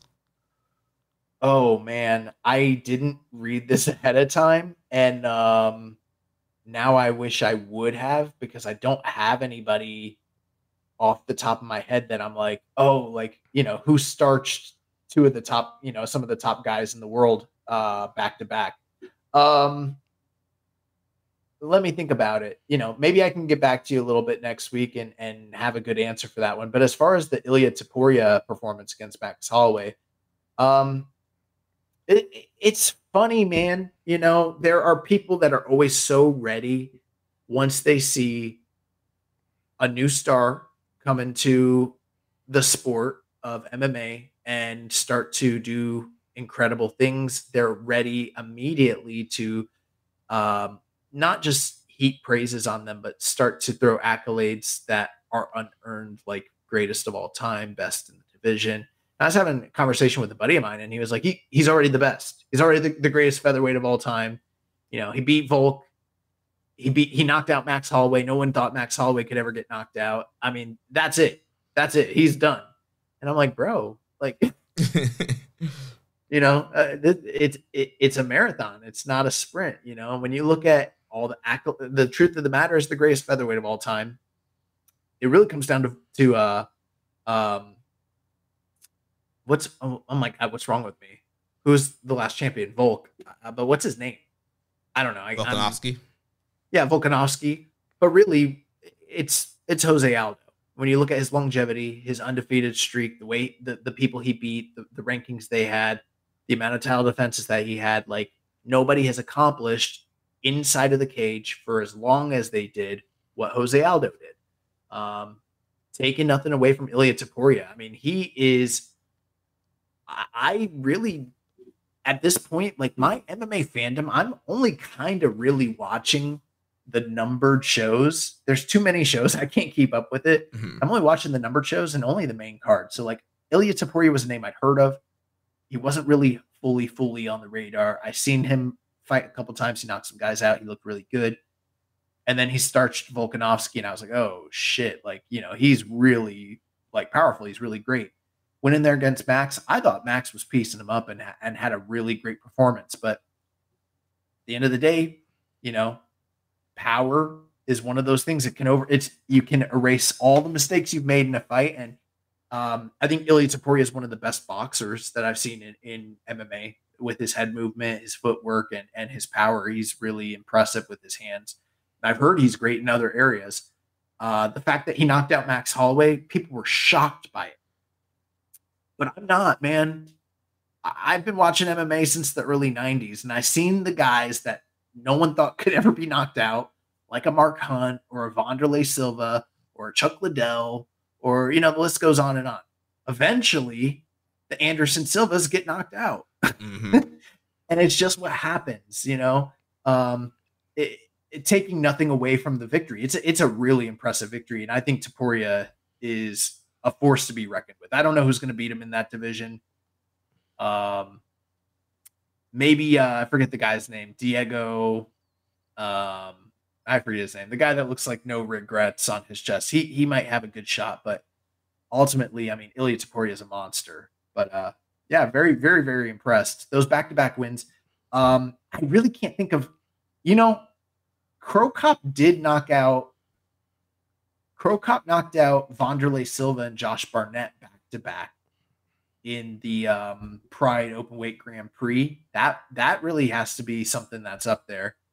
I'm sure if I thought about it a little bit more, I could probably come up with some very, very impressive back-to-back knockouts. But off the top of my head, I can't do it. Maybe next week I'll have a list. Okay. Then last set of questions here from Death Triangle 720. Who do you think will be challenging for the Never title at Wrestle Kingdom? They still could do Gabe or Shingo for both the openweight titles. I would love that. But if they don't go that way, and a lot of these young guys are kind of tied up like we sort of expect them to be, and assuming Shingo is still the champion at that point, it's a tough call. I mean, I'm kind of thinking, who should it be? I don't know. I'm kind of struggling to think who kind of fits that spot. Because I mean, I don't. You don't want to go back to like Hanare. I was gonna say like I'm kind of predicting Hanare and Cobb being in the tag picture at that point. Yeah. But if they didn't, then you could do one of those two guys. You know what? Why not Tomohiro Ishii? Oh, I fucking love it. Is it? Oh, didn't Ishii just I just had it on his background noise, but isn't he going back to AEW to fight Jericho again? Yeah, he's gonna challenge for the ROH title at some point. Oh, that's cool. Yeah. They need to put the 10 pounds of gold on Ishii is what they need. Billy Corgan needs to stop fucking around, put a world title on my dog. Yeah, but I think, it's the Tokyo Dome. I don't think Ishii and Shingo are face off on that stage. Like, that would be... Let's do Shibata. Well, if they would ever trust that man again, yes, that would be great. Yeah, I don't know. Yeah, but I can't really think of... I don't know who it should be. That's a tough call. Yeah. So he also asked, of all young guys, which one do you think deserves a significant spot at the Tokyo Dome? Oleg Boltin. You know what? And I don't know what they're doing with the Never titles, but now you say it, Boltin versus Shingo. I don't know what that would look like, but I'm all in on Oleg Boltin. I love that dude. Yeah, I mean, for me, I think everybody knows I'm on that Tsuji train still. I think that he should have a really big spot at the Dome. I'm hoping for a global title challenge. It might end up being a world TV title challenge, but I feel like he needs a big singles match come January 4th, and he needs to win, and they need to kind of go all in on this guy. Yeah, I agree. Tsuji's my dude. Then his last question, do you think the 6-man tag titles could be defended at New Year's Dash? If history shows us correctly, yeah. Yeah, I mean, anything could happen. It almost always is. Yeah, it's like the one title match you can kind of guarantee. Nah, KOPW. That too, yeah. Remember Ishimori ran away with the title? Yeah. Well, that is it for the questions, and like we said, we failed to watch Ishii and Luke Jacobs from Global Wars. Wah, wah, wah. So we will try again for that next week, even though we got 4 nights of Junior Tag League. We got Power Struggle happening next Monday because it's a holiday in Japan. So I think it's like some kind of culture day. So they are doing the show on Monday instead of Sunday traditionally. So yeah, we'll have to make sure we get that all watched up in time for next week. So we'll try and squeeze Ishii and Jacobs in between there somewhere. I just want to throw this out there. They got that match coming up on AEW where the Costco guy's dad fights QT Marshall, and it's happening on the 0 hour. I just want a public record of this. That dude's got bad vibes. I don't like that dad. He rubs me the wrong way. I don't fucking like him. I'm just throwing it out there. One of these days, we're gonna find out something's not right with that dude. All right, well, bad vibes. Next week we'll be back to review Power Struggle, preview Fighting Spirit Unleashed. Remember, if you want to watch our show live or listen without ads, you can sign up at patreon.com/KI Strong Style. You can also make a donation by visiting socialsuplex.com/donate and clicking on the donate button under the Keeping It Strong Style logo. Make sure you connect with us on social media. On X, you can follow us at KI Strong Style, at Social Suplex, and at Jeremy L. Donovan. We're also on the Blue Sky. So if you're leaving X/Twitter. No, we're not. What are you talking about? Yes, We're not. we are. There is you can follow us on Blue Sky at KI Strong Follow Style. Jeremy. I'm not on Blue Sky. At Social Suplex, at Jeremy L. Donovan. So we're on the Blue Sky. Facebook, follow us on facebook.com/Social Suplex, on the Wrestling Squared Circle Facebook group. On Reddit, I am the Pro Black Guy, just Keeping Strong Style. On YouTube, we are at Social Suplex. You can join our Social Suplex Discord server to interact with us and other wrestling fans. You can email me at jeremy@socialsuplex.com, and make sure you check out all the other shows that we have here on the Social Suplex Podcast Network. One Nation Radio, hosted by Rich Latta and James Boyd. All Things Elite with Floyd Johnson Jr. and Austin Simowitz. Imps WWE Adventure with the Implications, Matthew Mayer. Wrestling Art with Chris Things, Tunnel Talk with Ali and Leah, and the Trish and Sarah Wrestling Podcast. Don't forget to subscribe and leave a rating and review, and we will catch you. Real quick, before we go, just a couple things. Next week, we're going to be recording on Monday. The next day is the election. Jeremy, tell everybody on the air who you're voting for. I am voting for Hiroshi Tanahashi. Shit's gonna get wild next week. Yeah, there will be a power struggle.